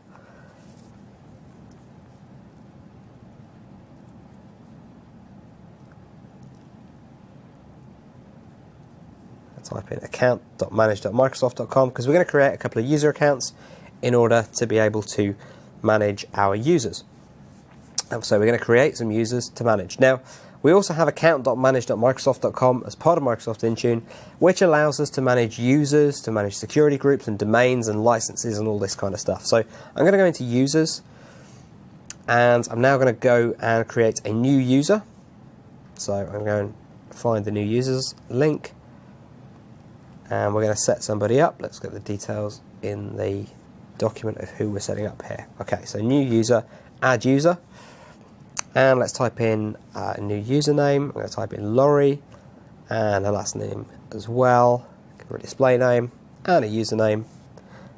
And then click next. So what I've actually done here is we've just created, say this right, say that we're going to be in the United States, and I'll click next. So we've just created a standalone cloud user, and we've also licensed them just there to Microsoft Intune, and I'm going to send myself the temporary password so that I know who they are. So we've just created a user inside of our tenant. Now, in a production situation, you're probably going to use Azure Active Directory Sync in order to synchronize those details from on-premises, and if you want to know how to do that, go and have a look at the jumpstart that we did on Azure Active Directory just a month ago. That is now live and available on demand, so as soon as you're done here, you can go and binge on watching as much Microsoft Virtual Academy as you possibly can. So now that we've got that, I'm going to make a note of the temporary password and hit finish. Bobber4418, must remember that, okay. And let's get rid of the account portal.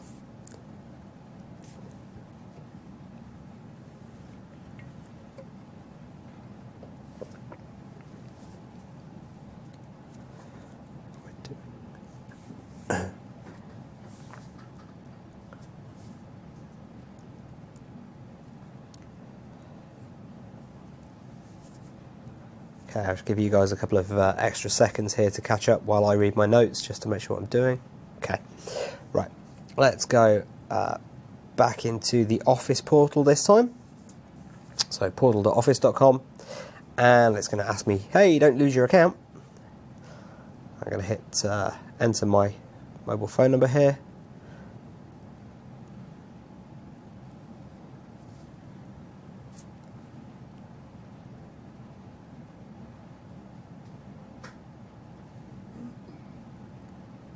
Okay, now that I'm inside the portal, let's go and just make sure that we've licensed that new user. You'll notice that I didn't actually have to do anything there. My Office, I was able to sign into the Office 365 portal straight away.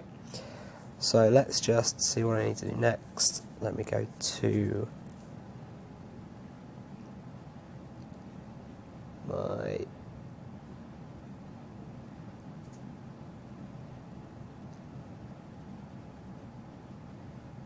admin. Let's go back to admin home. There we go. Make sure I'm in the right place. Yes, I am. Okay. So we aren't subscribed to any services at this point, so must need to remember exactly what I'm doing here. Let's go to active users.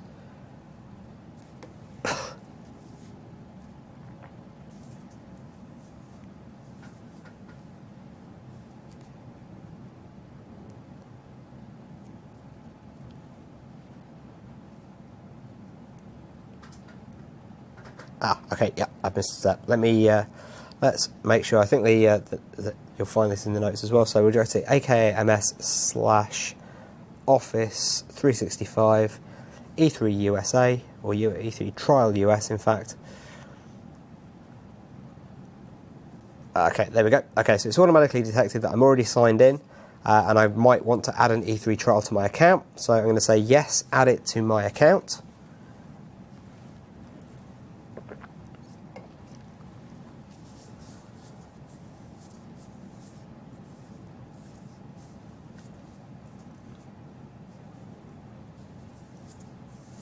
Okay, and let's actually go click the button and add that into my account. So what you're actually going to see here is how well connected together your Microsoft Intune experiences and your Office 365 experiences, because we're going to take that one cloud user that we created from inside Microsoft Intune.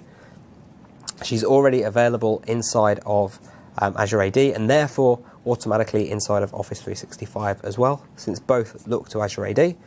Let me go and hit try now to confirm the order.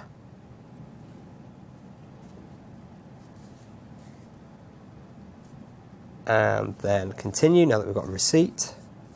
You can see we've got a 25 user 30-day subscription trial. And great, okay, back into the portal.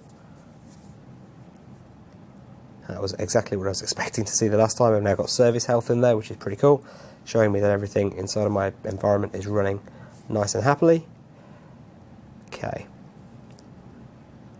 So I'll just give you guys a couple of extra seconds here before I move into the very next thing to keep this going.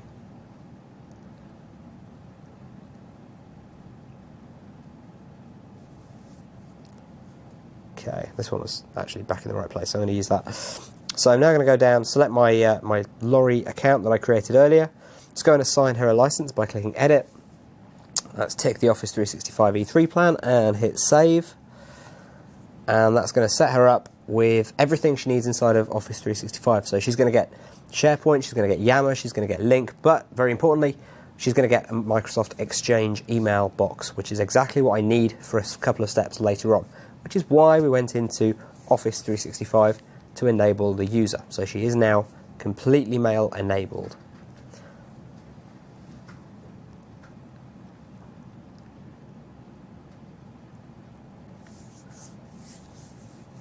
Okay, I'm just checking. Yeah, let's go back into there.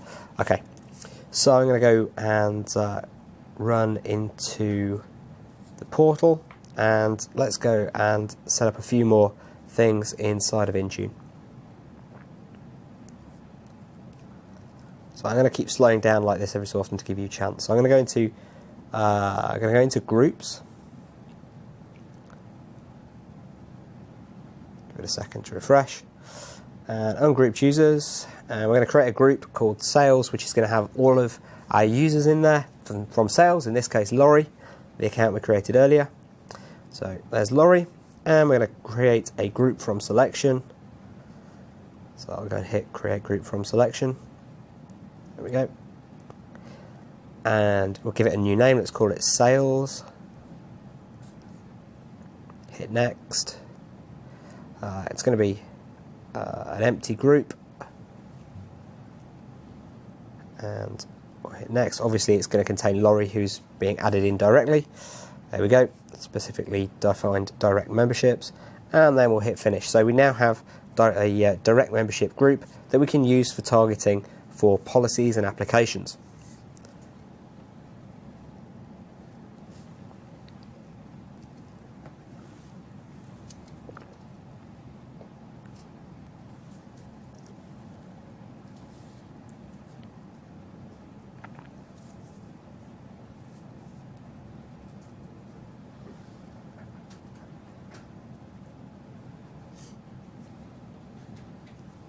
Okay, let's go and actually create the apps now that we're going to allow people to have access to and that we're going to deploy inside of our organisation. So I would have things inside of detected software if I had the Intune client installed and some of those devices had inventoried and passed information back to Microsoft Intune.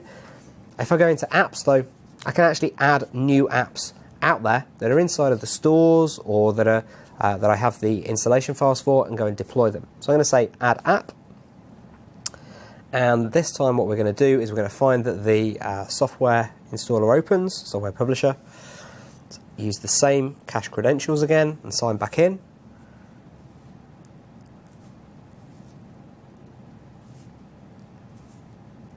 And we're going to hit next, and this time I'm going to say a external link, and I'm going to go and search for the Skype for iPad application inside of the browser. Now I find this to be the easiest way to get hold of these particular links, and it's easier than typing them in as they are in the lab manual. So I've just copied the link, I'm going to paste it in there. Now the publisher knows that that's an application from the Apple Store, so as soon as I enter these details, we're going to complete the information. I need to provide a description. I always just copy and paste in a lab. It's a lot easier. Then hit next. And it now knows that it's an iPad application, so we're going to select iPad and rather iPhone for this one. And we're going to hit upload. There is no files to upload. They're obviously served directly from the Apple Store. I go back to detected software and back to apps, and you can see that Skype for iPhone is now listed. I'm going to add another application, which in this case is Skype for Android. So again, I'm going to provide my creds inside of add software, get signed in. Don't know why, but I find that sign in button really tricky to actually click on.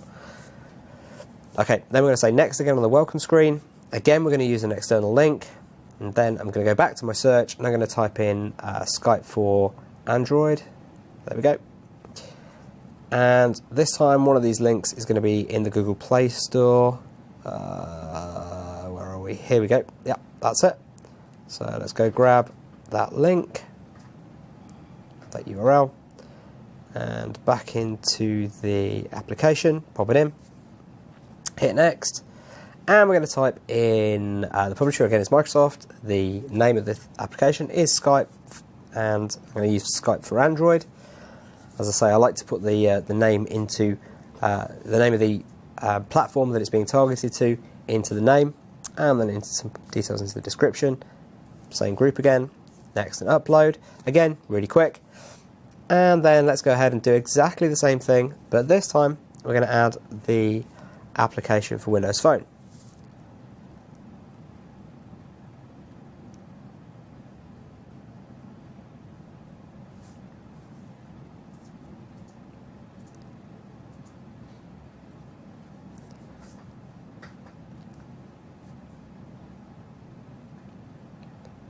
Say next, so external link, and again let's go back, let's go into my query here on Bing, and I'm going to type in Windows Phone. Now one of the things about the Windows Phone store is that the URLs are really long because we use GUIDs at the end, so in this case I'm going to have to actually go directly into the store, and then I'm just going to grab the URL from the address bar, copy and paste it into my specified URL, hit next. Again, name, Microsoft. Again, the name of the application, Skype for Windows Phone. And finally, a description. Again, copy and paste the name. And we're going to pop it into collaboration and social. Hit next and upload. And we're done. So we've now got Skype provisioned for all platforms, just about. We haven't done Windows, actually, inside of the apps portal. All as applications that somebody could go and get from inside of our company portal. Now, as we were going through that, you'll have noticed that there was another option, which is to add a managed iOS application. Managed iOS applications are a bit special because I can use those to push the installation out to an iOS device if it's a free app inside of the Apple App Store. And I can also use it in order to be able to containerize it a little bit inside of our MAM, our mobile application management policies. So I'm now going to deploy to the sales group, So I go to deploy, add sales, and now you can see that I can only set this type of installation as available. That's because there isn't actually a way to push an application out to an Android device natively using the SDKs.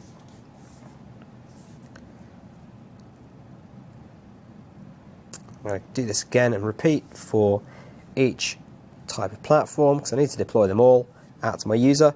What I'm trying to do is make it so that it doesn't matter what type of device my users are actually using, they're going to be able to get the applications that I'm intending that they have access to, and the ones that I really want to curate for them and therefore recommend as the apps that they should be running. Okay, so that's it. We've deployed the app to everywhere it needs to go. Great.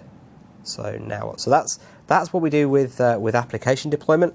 That's how we can deploy apps out to basically any type of operating system. And let's go and now have a look at our policy. So we're going to create a couple of different types of policy here in order to be able to push settings and configuration down to our mobile devices. So I'm going to go to add policy, and for this first one I'm going to select what am I going to select? Where am I in the instructions? I'm going to select an Android policy. So let's just go and have a quick look at all the ones I can add. I can add Android policies, configure specific email configuration for Knox, for example. I can add iOS policies, email, VPNs. I can add Windows policies, SCEP, certificates, VPNs, etc. Wi-Fi. I can do managed browser policies, managed application policies. I can do computer management policies. We have lots of policies, as we discussed a little earlier on inside of the policy module. So having just kind of shown you where they all are inside of the UI again, let me go back up and select the policy I want.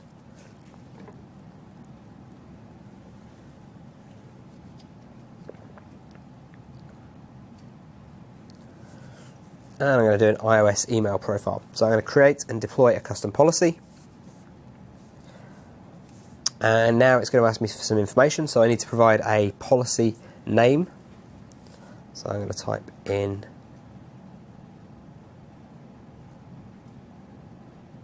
what it says in the lab guide, which is okay. I'm going to type in email policy profile for iOS devices, and the host, because it's Office 365, it's going to be outlook.office365.com, and the account name is actually the name of the profile on the device. So I'm going to type in something which is going to make a little bit of sense to the users. Contoso Exchange. My username is my username. I'm going to get the primary email address from my user principal name as well. And I can choose to turn on SMIME if I want to, and I can set encryption, etc., and how much email is going to synchronize. So I have good policy control over that. We'll say next, and now what's going to happen when somebody enrolls their iOS device, we're going to try and push down this policy if they're inside of the sales group. So let's add that. And this policy will automatically configure email for them on their device upon enrollment, which is pretty cool. If they've manually set up a profile, they'll be told that they need to remove the profile if the profile settings are the same. One of the cool things here is that adding that type of policy adds a managed policy. So I'm going to go create a VPN profile now. I'm going to give it a name. Let's call it VPN profile for iOS. There we go. And let's give it a VPN connection name. We're obviously going to have to provide details of how we're going to make this VPN connection and what it's going to be used for. So let me just make sure that we get the server name right. I think we're going to use Contoso Intranet as the name, because it is going to connect us into the Contoso Intranet. We are using a Checkpoint firewall. We're going to use, Checkpoint VPN. We're going to use a VPN server name of remote.contoso.com. So let me just type that in. Oh, ow. Slight finger click there. Oh, just let filter keys come on. Okay. Contoso VPN. Connection, and then that's the description. Let's type in the IP address, which is going to be actually remote.contoso.com. We're not going to, if we tick the box there, send all traffic through, that would disable split tunneling. That'd be a bit difficult for the users. It'd probably put a lot of extra load on there. We're going to authenticate with the username and password, and this is a per app VPN, so it can be assigned to specific apps specific corporate apps if we wanted to. Let's hit Save Policy. And we can go ahead and deploy the policy again out to, I'm going to select the sales group. Okay. So we're doing pretty well. We've now got a VPN and an email policy, which we can deploy out to devices. And we've got all the apps. So once a device enrolls, we're now going to be in a situation where we can deploy policy, where we can deploy applications for that particular user. So pretty useful stuff. And if you go back to the policy module, if you watch again on demand, then you'll find some of the other things that we can set in terms of just being able to configure policy for people so that they can have access to all of the right things on their devices when they're using them. So that kind of basically brings us to the end of the lab, and we're basically there. Hopefully you've kind of learnt a lot from what we're going to do, from what we've done inside of this lab, and hopefully you've been able to get through it and get hands-on. But as I say, if you've not been able to do all of that, then actually you're still in a position where you can run this lab at any time in order to be able to actually help yourself and do a little bit more learning along the way. So that really does bring us to the end of the Jumpstart. Thank you guys very much for watching. Really appreciate it if you can fill out the poll that you'll find at the bottom of the video section right now, so that we can get some feedback on what you liked about the event, what you didn't like about the event, so that we can make sure that we do a better job next time, and also so that we can make sure that we're answering any of those particular queries that you have. Inside of the Q&A, we're going to try and answer any more questions that are in there. I'll hang around for a little bit longer and answer any of those myself. And really hope you guys had a fantastic time watching this Jumpstart. You can go back and watch, whenever you want, the Azure Active Directory Core Skills Jumpstart. Really suggest you do that, because there's some things like the ability to create users inside of Azure AD that we've done inside of this lab and inside of the rest of the course that you really, really need to get a good handle on. Next month, as one of the episodes inside of the Enterprise Mobility Core Skills series, we're going to be taking a look at Azure RMS, Azure Rights Management Services. Really, really key service in order to be able to secure information wherever the information happens to go. So come back and join us for that in around about a month's time, and you can find details of how to register inside of the window that you're watching all of this from. Thanks very much, and I'll see you next time.